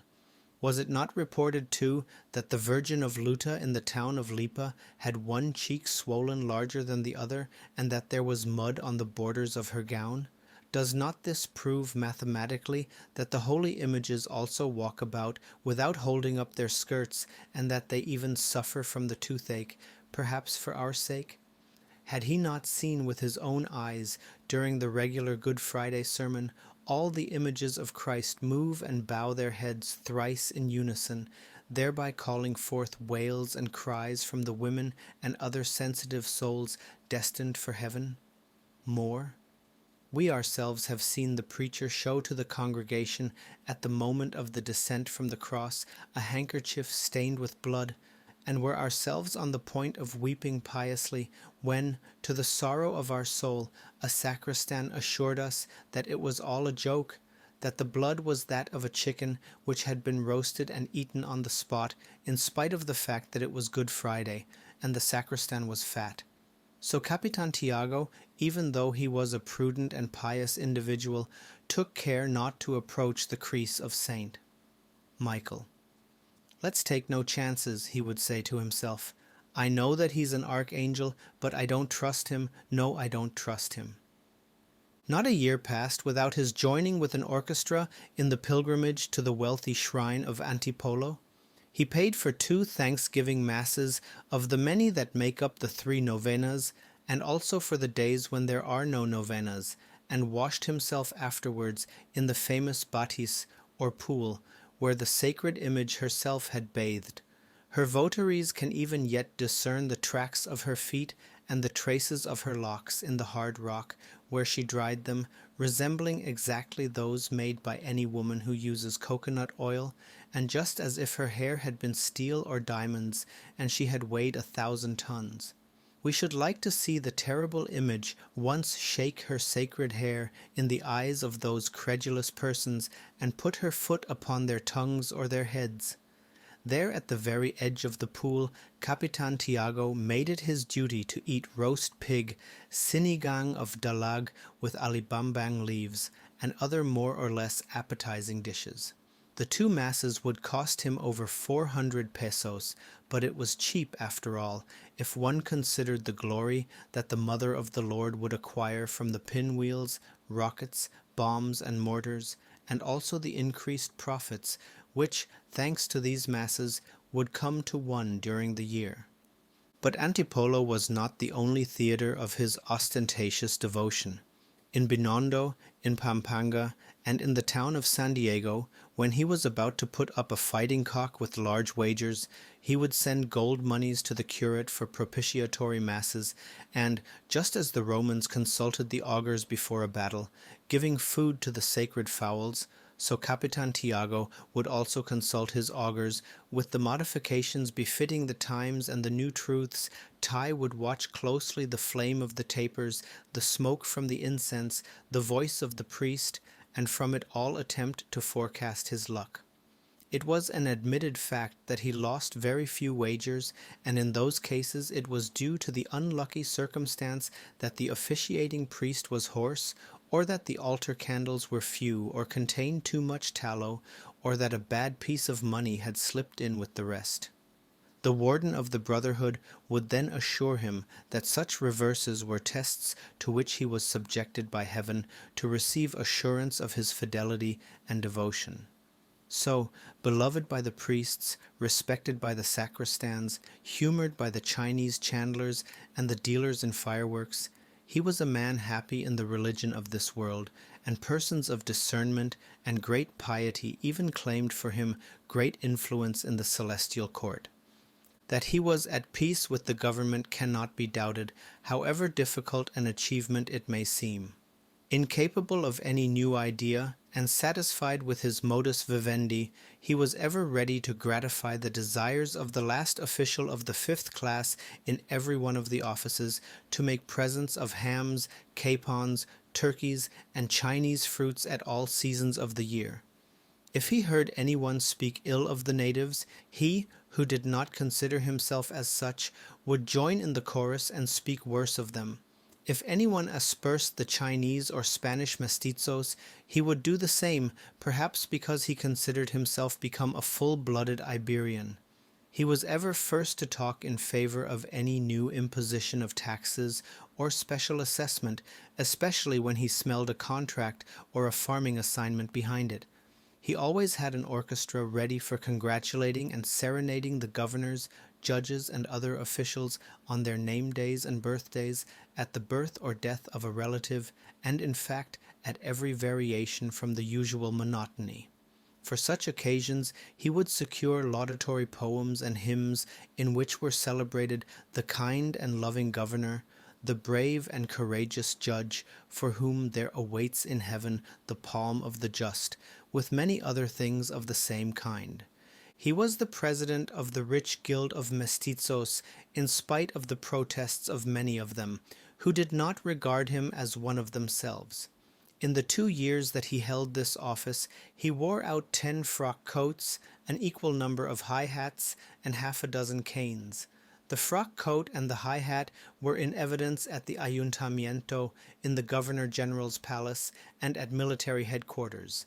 The high hat and the frock coat might have been noticed in the cockpit, in the market, in the processions, in the Chinese shops, and under the hat, and within the coat might have been seen the perspiring Capitan Tiago, waving his tasseled cane, directing, arranging, and throwing everything into disorder with marvelous activity and a gravity even more marvelous. So the authorities saw in him a safe man, gifted with the best of dispositions, peaceful, tractable, and obsequious, who read no books or newspapers from Spain, although he spoke Spanish well. Indeed, they rather looked upon him with the feeling with which a poor student contemplates the worn-out heel of his old shoe, twisted by his manner of walking. In his case, there was truth in both the Christian and profane proverbs, Beati pauperes spiritu and Beati possidentes, and there might well be applied to him that translation, according to some people incorrect, from the Greek, Glory to God in the highest, and peace to men of good will on earth, even though we shall see further along that it is not sufficient for men to have good will in order to live in peace.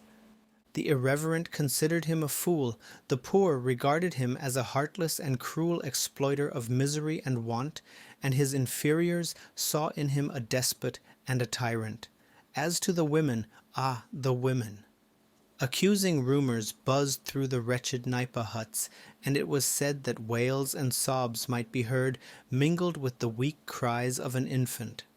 More than one young woman was pointed out by her neighbors with the finger of scorn. She had a downcast glance and a faded cheek. But such things never robbed him of sleep, nor did any maiden disturb his peace. It was an old woman who made him suffer, an old woman who was his rival in piety, and who had gained from many curates such enthusiastic praises and eulogies as he, in his best days, had never received. Between Capitan Tiago and this widow, who had inherited from brothers and cousins, there existed a holy rivalry which redounded to the benefit of the church, as the competition among the Pampanga steamers then redounded to the benefit of the public. Did Capitan Tiago present to some virgin a silver wand ornamented with emeralds and topazes? At once Doña Patrocinio had ordered another of gold set with diamonds. If at the time of the naval procession Capitan Tiago erected an arch with 2 facades covered with ruffled cloth and decorated with mirrors, glass globes, and chandeliers, then Doña Patrocinio would have another with 4 facades 6 feet higher and more gorgeous hangings. Then he would fall back on his reserves, his strong point, his specialty, masses with bombs and fireworks, whereat Doña Patrocinia could only gnaw at her lips with her toothless gums, because, being exceedingly nervous, she could not endure the chiming of the bells, and still less the explosions of the bombs. While he smiled in triumph, she would plan her revenge and pay the money of others to secure the best orators of the 5 orders in Manila, the most famous preachers of the cathedral, and even the Paulists, to preach on the holy days upon profound theological subjects to the sinners who understood only the vernacular of the mariners. The partisans of Capitan Tiago would observe that she slept during the sermon, but her adherents would answer that the sermon was paid for in advance and by her, and that in any affair payment was the prime requisite. At length she had driven him from the field completely by presenting to the church 3 andas of gilded silver, each one of which cost her over 3,000 pesos. Capitan Tiago hoped that the old woman would breathe her last almost any day, or that she would lose 5 or 6 of her lawsuits so that he might be alone in serving God. But unfortunately, the best lawyers of the Real Audiencia looked after her interests, and as to her health, there was no part of her that could be attacked by sickness. She seemed to be a steel wire, no doubt for the edification of souls, and she hung on in this vale of tears with the tenacity of a boil on the skin. Her adherents were secure in the belief that she would be canonized at her death, and that Capitan Tiago himself would have to worship her at the altars, all of which he agreed to and cheerfully promised, provided only that she die soon. Such was Capitan Tiago in the days of which we write. As for the past, he was the only son of a sugar planter of Malabon, wealthy enough, but so miserly that he would not spend a cent to educate his son, for which reason the little Santiago had been the servant of a good Dominican, a worthy man who had tried to train him in all of good that he knew and could teach. When he had reached the happy stage of being known among his acquaintances as a logician, that is, when he began to study logic, the death of his protector, soon followed by that of his father, put an end to his studies, and he had to turn his attention to business affairs. He married a pretty young woman of Santa Cruz, who gave him social position and helped him to make his fortune.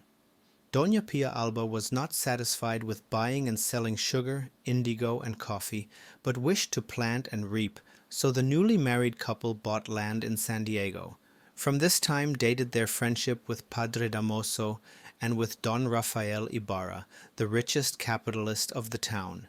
The lack of an heir in the first 6 years of their wedded life made of that eagerness to accumulate riches almost a censurable ambition.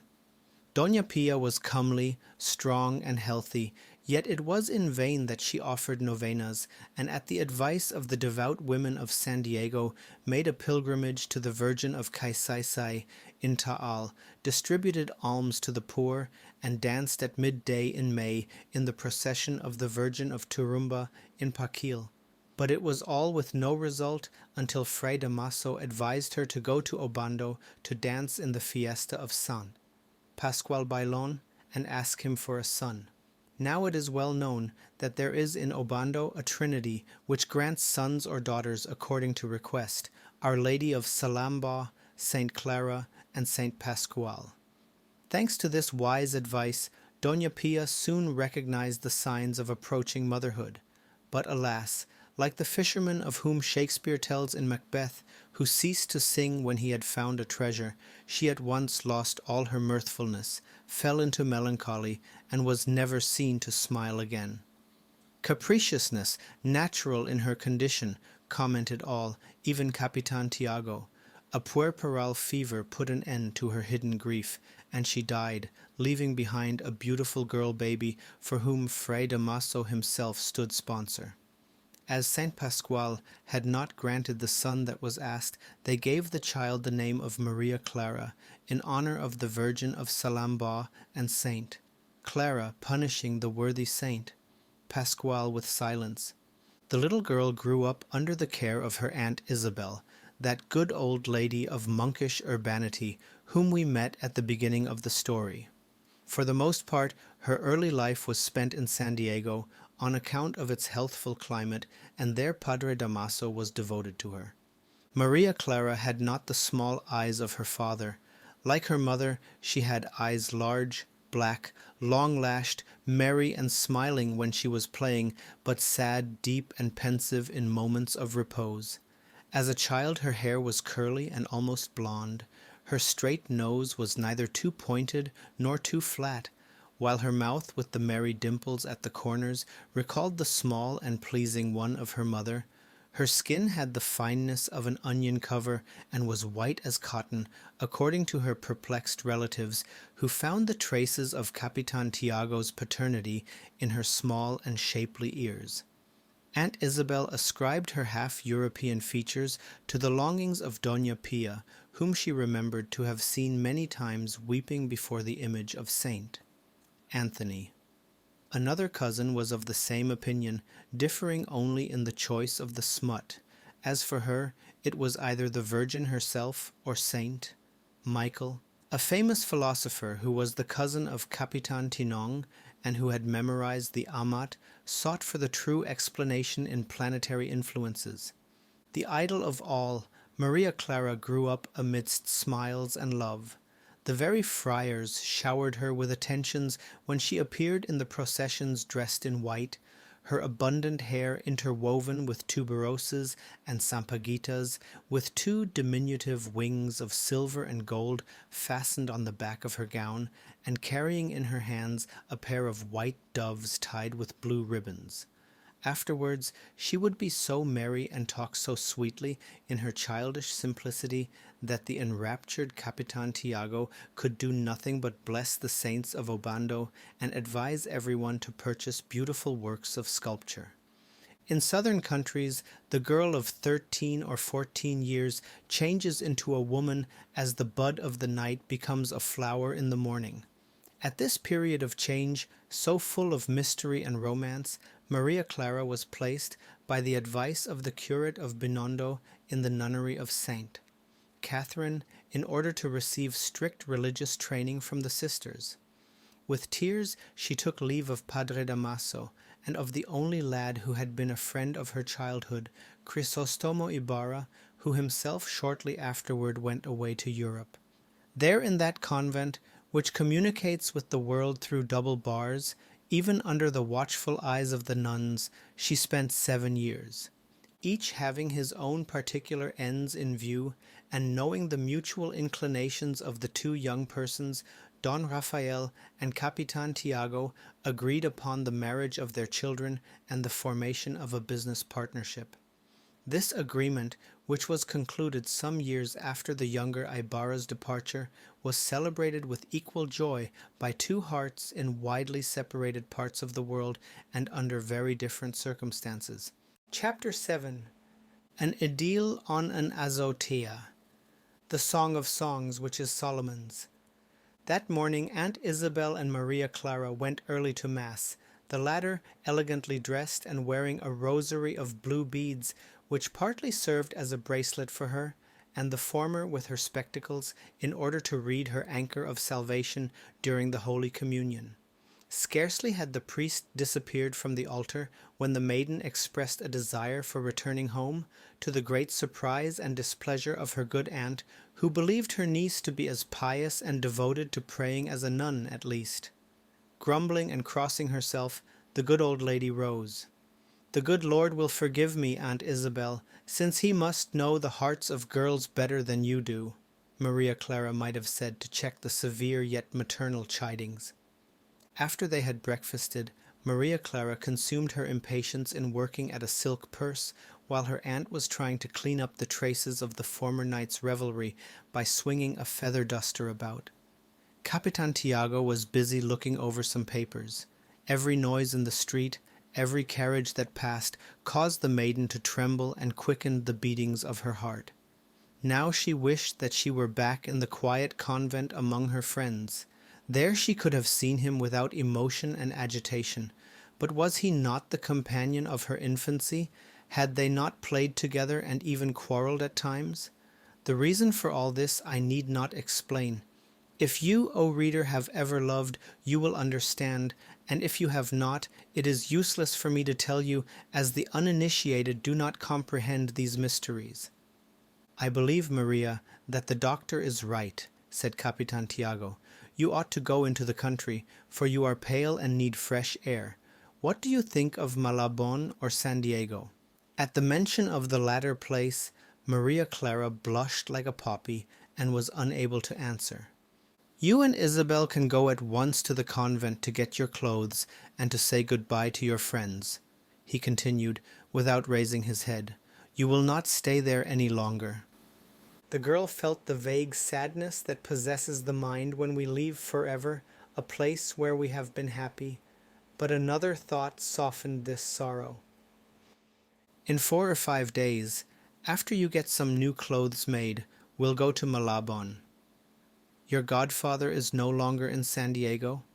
The priest that you may have noticed here last night, that young padre, is the new curate whom we have there, and he is a saint." "I think that San Diego would be better, cousin," observed Aunt Isabel. "Besides, our house there is better, and the time for the fiesta draws near." Maria Clara wanted to embrace her aunt for this speech, but hearing a carriage stop, she turned pale.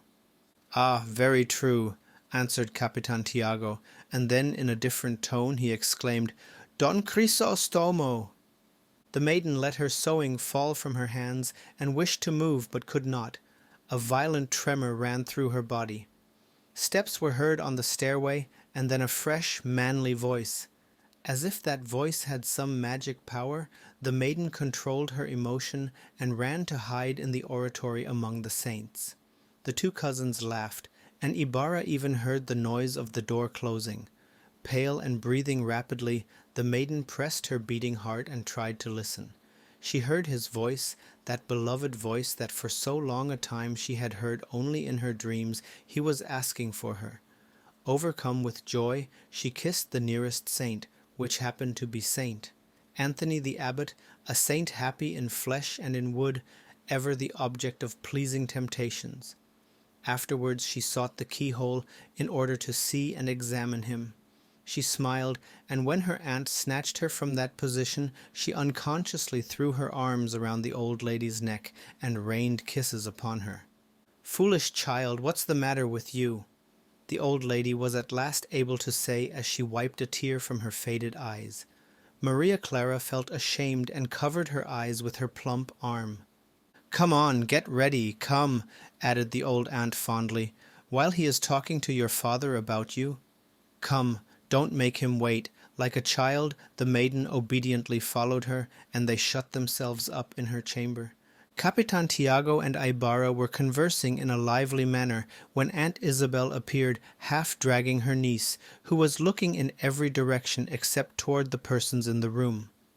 What said those two souls communicating through the language of the eyes, more perfect than that of the lips, the language given to the soul, in order that sound may not mar the ecstasy of feeling?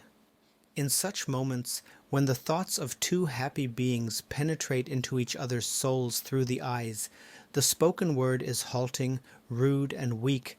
It is as the harsh, slow roar of the thunder compared with the rapidity of the dazzling lightning flash, expressing feelings already recognized, ideas already understood, and if words are made use of it, is only because the heart's desire, dominating all the being and flooding it with happiness, wills that the whole human organism, with all its physical and psychical powers, give expression to the song of joy that rolls through the soul.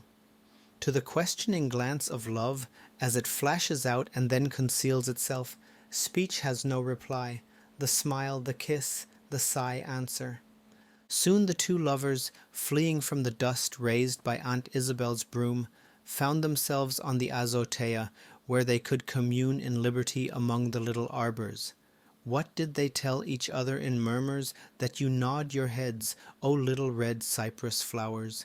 Tell it, you who have fragrance in your breath and color on your lips, and thou, O Zephyr, who learnest rare harmonies in the stillness of the dark night amid the hidden depths of our virgin forests.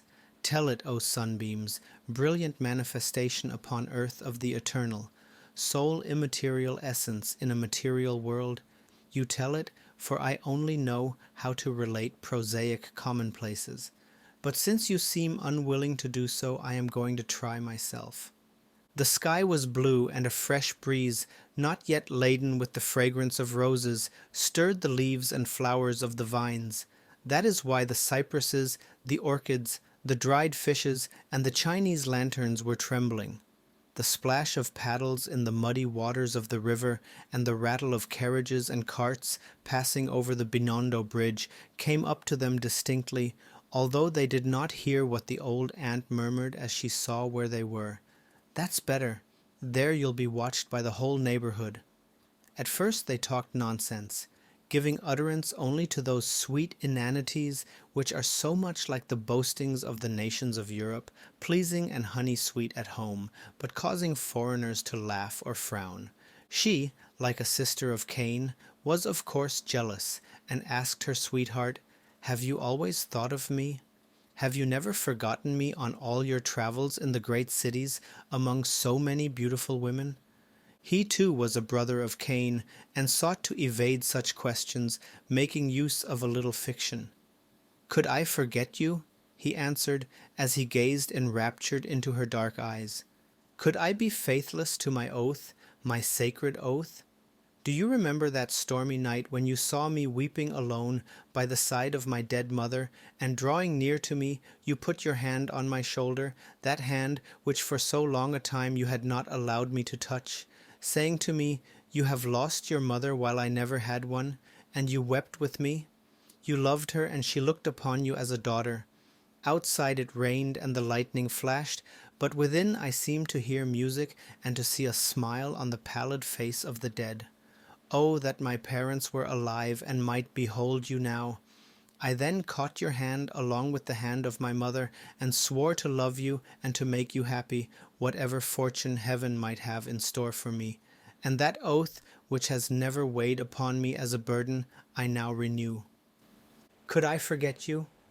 The thought of you has ever been with me, strengthening me amid the dangers of travel, and has been a comfort to my soul's loneliness in foreign lands. The thoughts of you have neutralized the lotus effect of Europe, which erases from the memories of so many of our countrymen the hopes and misfortunes of our fatherland. In dreams I saw you standing on the shore at Manila, gazing at the far horizon, wrapped in the warm light of the early dawn. I heard the slow, sad song that awoke in me sleeping affections and called back to the memory of my heart the first years of our childhood, our joys, our pleasures, and all that happy past which you gave life to while you were in our town.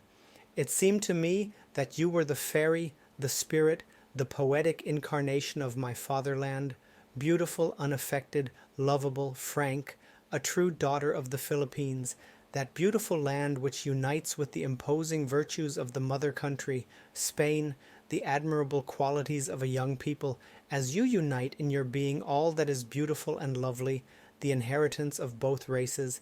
So indeed the love of you and that of my fatherland have become fused into one. Could I forget you? Many times have I thought that I heard the sound of your piano and the accents of your voice. When in Germany, as I wandered at twilight in the woods, peopled with the fantastic creations of its poets and the mysterious legends of past generations, always I called upon your name, imagining that I saw you in the mists that rose from the depths of the valley, or I fancied that I heard your voice in the rustling of the leaves. When from afar I heard the songs of the peasants as they returned from their labors, it seemed to me that their tones harmonized with my inner voices, that they were singing for you, and thus they lent reality to my illusions and dreams. At times I became lost among the mountain paths, and while the night descended slowly, as it does there, I would find myself still wandering, seeking my way among the pines and beeches and oaks. Then, when some scattering rays of moonlight slipped down into the clear spaces left in the dense foliage, I seemed to see you in the heart of the forest as a dim, loving shade wavering about between the spots of light and shadow. If perhaps the nightingale poured forth his varied trills, I fancied it was because he saw you and was inspired by you. Have I thought of you? The fever of love not only gave warmth to the snows, but colored the ice. The beautiful skies of Italy with their clear depths reminded me of your eyes, its sunny landscape spoke to me of your smile. The plains of Andalusia with their scent-laden airs, peopled with oriental memories, full of romance and color, told me of your love. On dreamy moonlit nights, while boating oil the Rhine, I have asked myself if my fancy did not deceive me as I saw you among the poplars on the banks, on the rocks of the Lorelei, or in the midst of the waters, singing in the silence of the night as if you were a comforting fairy maiden sent to enliven the solitude and sadness of those ruined castles. I have not traveled like you, so I know only your town and Manila and Antipolo, she answered with a smile which showed that she believed all he said. But since I said goodbye to you and entered the convent, I have always thought of you and have only put you out of my mind when ordered to do so by my confessor, who imposed many penances upon me. I recalled our games and our quarrels when we were children. You used to pick up the most beautiful shells and search in the river for the roundest and smoothest pebbles of different colors that we might play games with them. You were very stupid and always lost, and by way of a forfeit I would slap you with the palm of my hand, but I always tried not to strike you hard, for I had pity on you. In those games you cheated much, even more than I did, and we used to finish our play in a quarrel. Do you remember that time when you became really angry at me? Then you made me suffer, but afterwards, when I thought of it in the convent, I smiled and longed for you so that we might quarrel again, so that we might once more make up. We were still children, and had gone with your mother to bathe in the brook under the shade of the thick bamboo. On the banks grew many flowers and plants, whose strange names you told me in Latin and Spanish, for you were even then studying in the Ateneo. I paid no attention, but amused myself by running after the needle-like dragonflies and the butterflies with their rainbow colors and tints of mother-of-pearl as they swarmed about among the flowers. Sometimes I tried to surprise them with my hands, or to catch the little fishes that slipped rapidly about amongst the moss and stones in the edge of the water. Once you disappeared suddenly, and when you returned, you brought a crown of leaves and orange blossoms, which you placed upon my head, calling me Chloe. For yourself you made one of vines, but your mother snatched away my crown, and after mashing it with a stone, mixed it with the go-go with which she was going to wash our heads. The tears came into your eyes, and you said that she did not understand mythology. "Silly boy," your mother exclaimed, "you'll see how sweet your hair will smell afterwards." I laughed, but you were offended and would not talk with me, and for the rest of the day appeared so serious that then I wanted to cry. On our way back to the town through the hot sun, I picked some sage leaves that grew beside the path and gave them to you to put in your hat so that you might not get a headache. You smiled and caught my hand, and we made up. Ibarra smiled with happiness as he opened his pocketbook and took from it a piece of paper in which were wrapped some dry, blackened leaves which gave off a sweet odor. "Your sage leaves," he said in answer to her inquiring look. "This is all that you have ever given me." She in turn snatched from her bosom a little pouch of white satin. "You must not touch this," she said, tapping the palm of his hand lightly. "It's a letter of farewell." "The one I wrote to you before leaving?" "Have you ever written me any other, sir?" "And what did I say to you then?" "Many fibs, excuses of a delinquent debtor," she answered smilingly, thus giving him to understand how sweet to her those fibs were. "Be quiet now, and I'll read it to you. I'll leave out your fine phrases in order not to make a martyr of you." Raising the paper to the height of her eyes so that the youth might not see her face, she began, but I'll not read what follows that because it's not true." Her eyes ran along some lines. "My father wishes me to go away, in spite of all my pleadings. You are a man now," he told me, "and you must think about your future and about your duties. You must learn the science of life, a thing which your fatherland cannot teach you, so that you may some day be useful to it. If you remain here in my shadow, in this environment of business affairs, you will not learn to look far ahead. The day in which you lose me, you will find yourself like the plant of which our poet Balthazar tells, grown in the water, its leaves wither at the least scarcity of moisture, and a moment's heat dries it up. Don't you understand? You are almost a young man, and yet you weep. These reproaches hurt me, and I confess that I loved you. My father reflected for a time in silence, and then, placing his hand on my shoulder, said in a trembling voice, "Do you think that you alone know how to love, that your father does not love you, and that he will not feel the separation from you?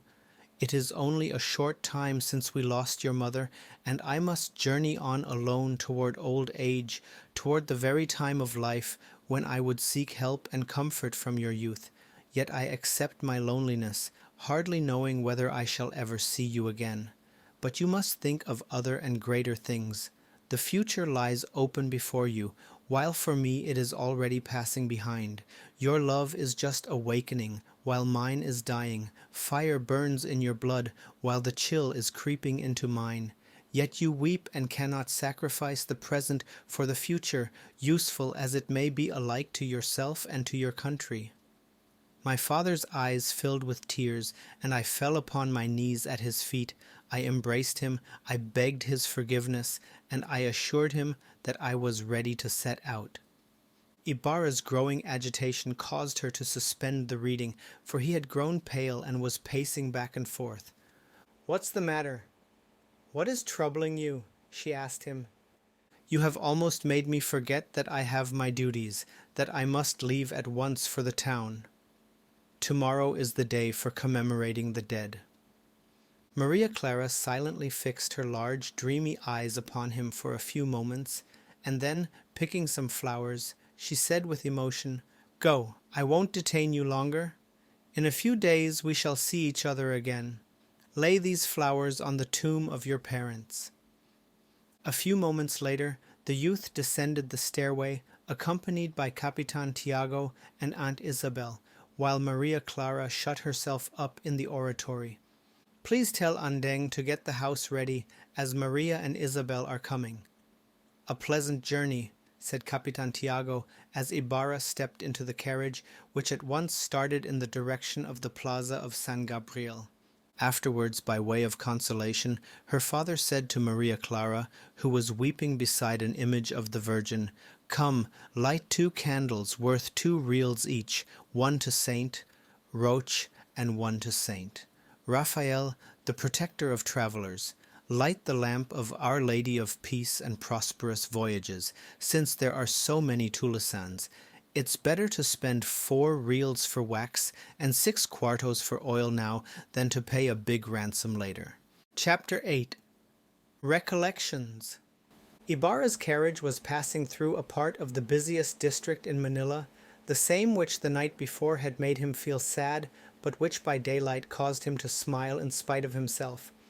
The movement in every part, so many carriages coming and going at full speed, the caramadas and calesas, the Europeans, the Chinese, the natives, each in his own peculiar costume, the fruit vendors, the money changers, the naked porters, the grocery stores, the lunch stands and restaurants, the shops, and even the carts, drawn by the impassive and indifferent Carabao, who seems to amuse himself in carrying burdens while he patiently ruminates.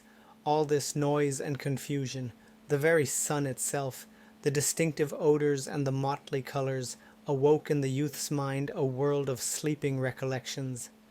Those streets had not yet been paved, and 2 successive days of sunshine filled them with dust which covered everything and made the passer-by cough while it nearly blinded him. A day of rain formed pools of muddy water, which at night reflected the carriage lights and splashed mud a distance of several yards away upon the pedestrians on the narrow sidewalks. And how many women have left their embroidered slippers in those waves of mud? Then there might have been seen repairing those streets the lines of convicts with their shaven heads, dressed in short-sleeved camisas and pantaloons that reached only to their knees, each with his letter and number in blue. On their legs were chains partly wrapped in dirty rags to ease the chafing or perhaps the chill of the iron. Joined 2 by 2, scorched in the sun, worn out by the heat and fatigue, they were lashed and goaded by a whip in the hands of one of their own number, who perhaps consoled himself with this power of maltreating others. They were tall men with somber faces, which he had never seen brightened with the light of a smile. Yet their eyes gleamed when the whistling lash fell upon their shoulders, or when a passer-by threw them the chewed and broken stub of a cigar, which the nearest would snatch up and hide in his salakot, while the rest remained gazing at the passers-by with strange looks. The noise of the stones being crushed to fill the puddles, and the merry clank of the heavy fetters on the swollen ankles seemed to remain with Ibarra. He shuddered as he recalled a scene that had made a deep impression on his childish imagination. It was a hot afternoon, and the burning rays of the sun fell perpendicularly upon a large cart by the side of which was stretched out one of those unfortunates, lifeless, yet with his eyes half opened. 2 others were silently preparing a bamboo bier, showing no signs of anger or sorrow or impatience, for such is the character attributed to the natives. Today it is you, tomorrow it will be I, they say to themselves. The people moved rapidly about without giving heed. Women came up, and after a look of curiosity, continued unconcerned on their way. It was such a common sight that their hearts had become callous. Carriages passed, flashing back from their varnished sides the rays of the sun that burned in a cloudless sky. Only he, a child of 11 years and fresh from the country, was moved, and to him alone it brought bad dreams on the following night. There no longer existed the useful and honored Puente de Barcas, the good Filipino pontoon bridge that had done its best to be of service in spite of its natural imperfections and its rising and falling at the caprice of the Pasig, which had more than once abused it and finally destroyed it. The almond trees in the plaza of San Gabriel had not grown. They were still in the same feeble and stunted condition. The Escolta appeared less beautiful in spite of the fact that an imposing building with caryatids carved on its front now occupied the place of the old row of shops. The new bridge of Spain caught his attention, while the houses on the right bank of the river among the clumps of bamboo and trees where the Escolta ends and the Isla de Romero begins reminded him of the cool mornings when he used to pass there in a boat on his way to the baths of Uli Uli. He met many carriages, drawn by beautiful pairs of dwarfish ponies, within which were government clerks, who seemed yet half asleep as they made their way to their offices, or military officers, or Chinese in foolish and ridiculous attitudes, or Gave friars and canons. In an elegant Victoria, he thought he recognized Padre Damaso, grave and frowning, but he had already passed. Now he was pleasantly greeted by Capitan Tinong, who was passing in a carretella with his wife and 2 daughters. As they went down off the bridge, the horses broke into a trot along the Sabana Drive. On the left, the Arroceros cigar factory resounded with the noise of the cigar makers pounding the tobacco leaves, and Ibarra was unable to restrain a smile as he thought of the strong odor which about 5 o'clock in the afternoon used to float all over the Puente de Barcas, and which had made him sick when he was a child. The lively conversations and the repartee of the crowds from the cigar factories carried him back to the district of Lavapiés in Madrid, with its riots of cigar makers so fatal for the unfortunate policeman. The botanical garden drove away these agreeable recollections. The demon of comparison brought before his mind the botanical gardens of Europe in countries where great labor and much money are needed to make a single leaf grow or one flower open its calyx. He recalled those of the colonies where they are well supplied and tended and all open to the public. Ibarra turned away his gaze toward the old Manila, surrounded still by its walls and moats like a sickly girl wrapped in the garments of her grandmother's better days. then the sight of the sea losing itself in the distance. On the other shore lies Europe, thought the young man. Europe, with its attractive peoples in constant movement in the search for happiness, weaving their dreams in the morning and disillusioning themselves at the setting of the sun, happy even in the midst of their calamities. Yes, on the farther shore of the boundless sea are the really spiritual nations, those who, even though they put no restraints on material development, are still more spiritual than those who pride themselves on adoring only the spirit. But these musings were in turn banished from his mind as he came in sight of the little mound in Bagumbayan field. This isolated knoll at the side of the Luneta now caught his attention and made him reminiscent. He thought of the man who had awakened his intellect and made him understand goodness and justice. The ideas which that man had impressed upon him were not many, to be sure, but they were not meaningless repetitions. They were convictions which had not paled in the light of the most brilliant foci of progress. That man was an old priest, whose words of farewell still resounded in his ears. Do not forget that if knowledge is the heritage of mankind, it is only the courageous who inherit it, he had reminded him. I have tried to pass on to you what I got from my teachers, the sum of which I have endeavored to increase and transmit to the coming generation as far as in me lay. You will now do the same for those who come after you, and you can treble it, since you are going to rich countries. Then he had added with a smile, They come here seeking wealth. Go you to their country to seek also that other wealth which we lack. But remember that all that glitters is not gold. The old man had died on that spot. At these recollections the youth murmured audibly, No, in spite of everything, the fatherland first, first the Philippines, the child of Spain, first the Spanish fatherland. No, that which is decreed by fate does not tarnish the honor of the fatherland. No. He gave little heed to Ermita, the phoenix of Nipa that had rearisen from its ashes under the form of blue and white houses with red-painted roofs of corrugated iron. Nor was his attention caught by Malate, neither by the cavalry barracks with the spreading trees in front, nor by the inhabitants or their little nipa huts, pyramidal or prismatic in shape, hidden away among the banana plants and areca palms, constructed like nests by each father of a family. The carriage continued on its way, meeting now and then carromatas drawn by one or two ponies whose abaca harness indicated that they were from the country. The drivers would try to catch a glimpse of the occupant of the fine carriage, but would pass on without exchanging a word, without a single salute. At times a heavy cart drawn by a slow and indifferent carabao would appear on the dusty road over which beat the brilliant sunlight of the tropics. The mournful and monotonous song of the driver mounted on the back of the carabao would be mingled at one time with the screechings of a dry wheel on the huge axle of the heavy vehicle, or at another time with the dull scraping of worn-out runners on a sledge which was dragged heavily through the dust and over the ruts in the road. In the fields and wide meadows the herds were grazing, attended ever by the white buffalo birds which roosted peacefully on the backs of the animals, while these chewed their cuds or browsed in lazy contentment upon the rich grass. In the distance ponies frisked, jumping and running about, pursued by the lively colts with long tails and abundant manes, who whinnied and pawed the ground with their hard hoofs. Let us leave the youth dreaming or dozing, since neither the sad nor the animated poetry of the open country held his attention.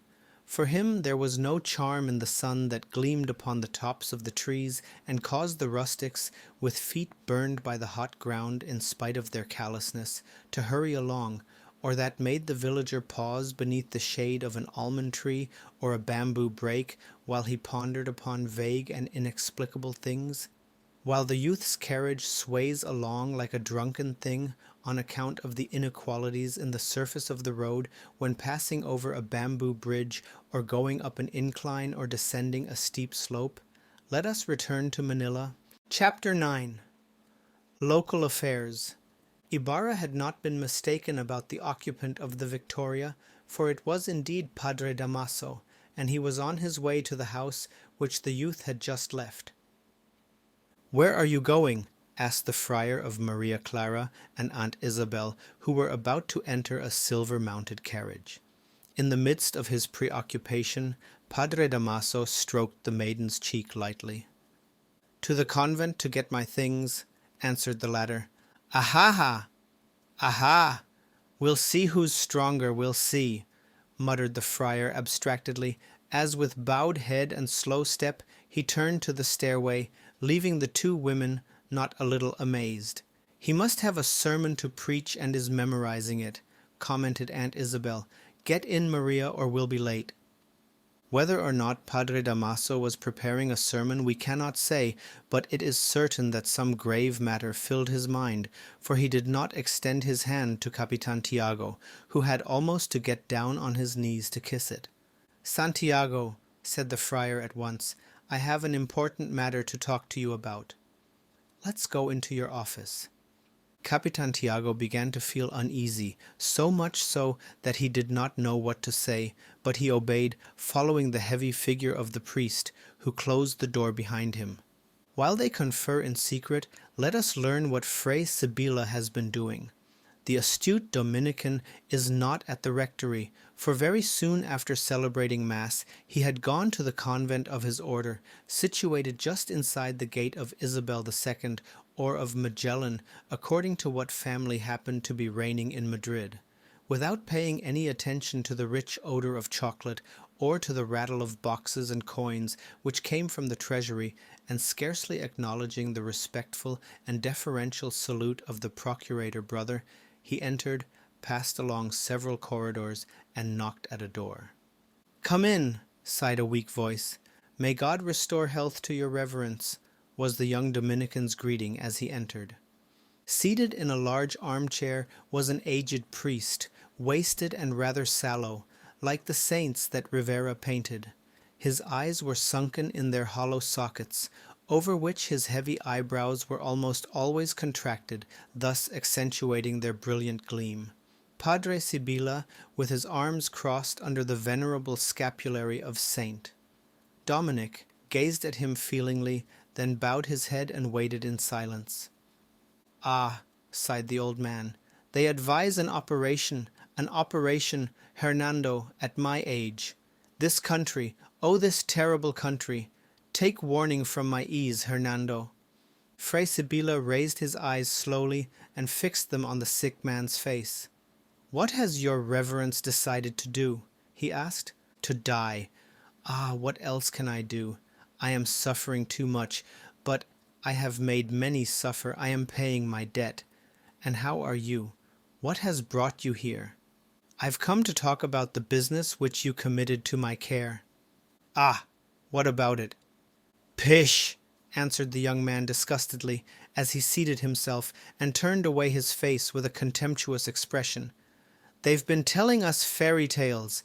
Young Ibarra is a youth of discernment. He doesn't seem to be a fool, but I believe that he is a good lad." "You believe so? Hostilities began last night." "Already? How?" Fray Sibila then recounted briefly what had taken place between Padre Damaso and Ibarra. "Besides," he said in conclusion, "the young man is going to marry Capitan Tiago's daughter, who was educated in the college of our sisterhood. He's rich and won't care to make enemies and to run the risk of ruining his fortune and his happiness." The sick man nodded in agreement. "Yes, I think as you do. With a wife like that and such a father-in-law, we'll own him body and soul. If not, so much the better for him to declare himself an enemy of ours." Fray Sibila looked at the old man in surprise. "For the good of our holy order, I mean, of course," he added, breathing heavily. "I prefer open attacks to the silly praises and flatteries of friends which are really paid for." "Does your reverence think—" The old man regarded him sadly. "Keep it clearly before you," he answered, gasping for breath. "Our power will last as long as it is believed in. If they attack us, the government will say, They attack them because they see in them an obstacle to their liberty, so then let us preserve them. But if it should listen to them, sometimes the government, it will not listen. Nevertheless, if, led on by cupidity, it should come to wish for itself what we are taking in, if there should be some bold and daring one, then woe unto that one. Both remained silent for a time, then the sick man continued, Besides, we need their attacks, to keep us awake. That makes us see our weaknesses, so that we may remedy them. Exaggerated flattery will deceive us and put us to sleep, while outside our walls we shall be laughed at, and the day in which we become an object of ridicule, we shall fall as we fell in Europe. Money will not flow into our churches, no one will buy our scapularies or girdles or anything else, and when we cease to be rich, we shall no longer be able to control consciences. But we shall always have our estates, our property. All will be lost as we lost them in Europe, and the worst of it is that we are working toward our own ruin. For example, this unrestrained eagerness to raise arbitrarily the rents on our lands each year, this eagerness which I have so vainly combated in all the chapters, this will ruin us. The native sees himself obliged to purchase farms in other places which bring him as good returns as ours, or better. I fear that we are already on the decline. Quos vult perdere Jupiter dementat praeos. For this reason we should not increase our burden. The people are already murmuring. You have decided well. Let us leave the others to settle their accounts in that quarter. Let us preserve the prestige that remains to us, and as we shall soon appear before God, let us wash our hands of it, and may the God of mercy have pity on our weakness. So your reverence thinks that the rent or tax— Let's not talk any more about money, interrupted the sick man with signs of disgust. You say that the lieutenant threatened to Padre Damaso that— Yes, Padre, broke in Fray Sibila with a faint smile, but this morning I saw him, and he told me that he was sorry for what occurred last night, that the sherry had gone to his head, and that he believed that Padre Damaso was in the same condition. And your threat? I asked him jokingly. Padre, he answered me, I know how to keep my word when my honor is affected, but I am not nor have ever been an informer. For that reason I wear only 2 stars. After they had conversed a while longer on unimportant subjects, Fray Sibila took his departure. It was true that the lieutenant had not gone to the palace, but the captain general heard what had occurred. While talking with some of his aides about the allusions that the Manila newspapers were making to him under the names of comets and celestial apparitions, one of them told him about the affair of Padre Damaso, with a somewhat heightened coloring, although substantially correct as to matter. From whom did you learn this? Asked His Excellency, smiling. From Laruja, who was telling it this morning in the office. The Captain General again smiled and said, A woman or a friar can't insult one. I contemplate living in peace for the time that I shall remain in this country, and I don't want any more quarrels with men who wear skirts. Besides, I've learned that the provincial has scoffed at my orders. I asked for the removal of this friar as a punishment, and they transferred him to a better town, monkish tricks, as we say in Spain. But when His Excellency found himself alone, he stopped smiling. Ah, if this people were not so stupid, I would put a curb on their reverences, he sighed to himself. But every people deserves its fate, so let's do as everybody else does. Capitan Tiago, meanwhile, had concluded his interview with Padre Damaso, or rather, to speak more exactly, Padre Damaso had concluded with him. So now you are warned, said the Franciscan on leaving. All this could have been avoided if you had consulted me beforehand, if you had not lied when I asked you. Try not to play any more foolish tricks, and trust your protector. Capitan Tiago walked up and down the sala a few times, meditating and sighing. Suddenly, as if a happy thought had occurred to him, he ran to the oratory and extinguished the candles and the lamp that had been lighted for Ibarra's safety. The way is long, and there's yet time, he muttered. Chapter 10. The town. Almost on the margin of the lake, in the midst of meadows and paddy fields, lies the town of San Diego. From it sugar, rice, coffee, and fruits are either exported or sold for a small part of their value to the Chinese, who exploit the simplicity and vices of the native farmers. When on a clear day the boys ascend to the upper part of the church tower, which is beautified by moss and creeping plants, they break out into joyful exclamations at the beauty of the scene spread out before them. In the midst of the clustering roofs of nipa, tiles, corrugated iron, and palm leaves, separated by groves and gardens, each one is able to discover his own home, his little nest. Everything serves as a mark. A tree, that tamarind with its light foliage, that cocoa palm laden with nuts like the Astarte genetrix, or the Diana of Ephesus with her numerous breasts, a bending bamboo, an areca palm, or a cross. Yonder is the river, a huge glassy serpent sleeping on a green carpet with rocks scattered here and there along its sandy channel that break its current into ripples. There, the bed is narrowed between high banks to which the gnarled trees cling with bared roots. Here, it becomes a gentle slope where the stream widens and eddies about. Farther away, a small hut built on the edge of the high bank seems to defy the winds, the heights, and the depths, presenting with its slender posts the appearance of a huge, long-legged bird watching for a reptile to seize upon. Trunks of palm or other trees with their bark still on them unite the banks by a shaky and infirm footbridge which, if not a very secure crossing, is nevertheless a wonderful contrivance for gymnastic exercises in preserving one's balance, a thing not to be despised. The boys bathing in the river are amused by the difficulties of the old woman crossing with a basket on her head, or by the antics of the old man who moves tremblingly and loses his staff in the water. But that which always attracts particular notice is what might be called a peninsula of forest in the sea of cultivated fields. There in that wood are century-old trees with hollow trunks, which die only when their high tops are struck and set on fire by the lightning, and it is said that the fire always checks itself and dies out in the same spot. There are huge points of rock which time and nature are clothing with velvet garments of moss.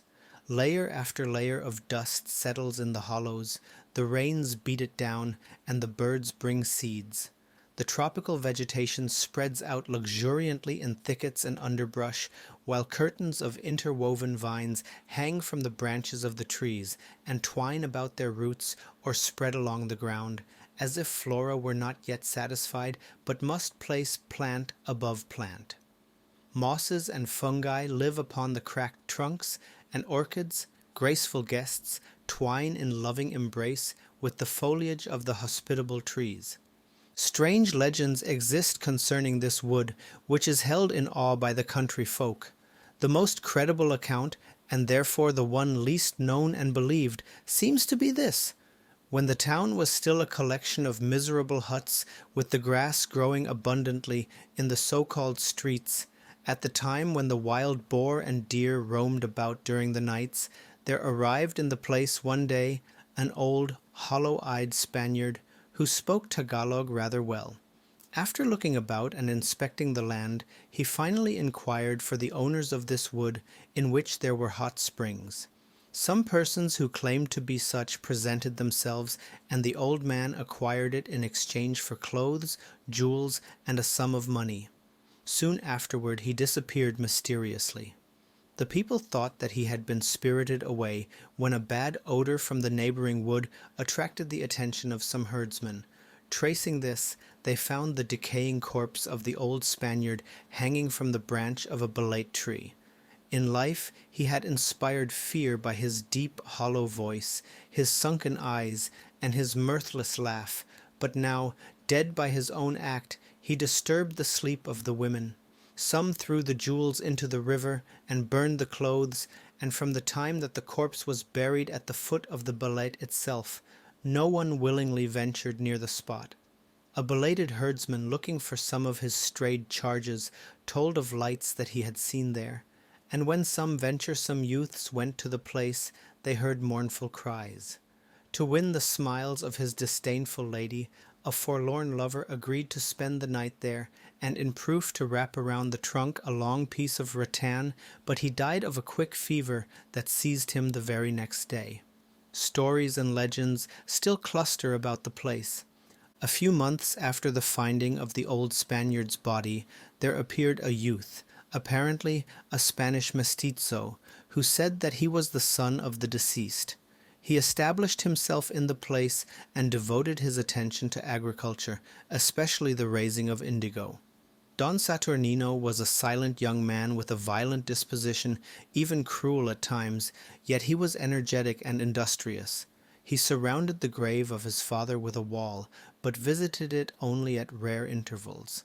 When he was along in years, he married a young woman from Manila, and she became the mother of Don Rafael, the father of Crisóstomo. From his youth, Don Rafael was a favorite with the country people. The agricultural methods introduced and encouraged by his father spread rapidly. New settlers poured in, the Chinese came, and the settlement became a village with a native priest.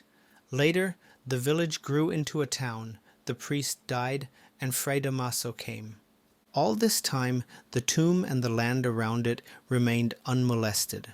Sometimes a crowd of boys armed with clubs and stones would become bold enough to wander into the place to gather guavas, papayas, lomboy, and other fruits, but it frequently happened that when their sport was at its height, or while they gazed in awed silence at the rotting piece of rope which still swung from the branch, stones would fall, coming from they knew not where.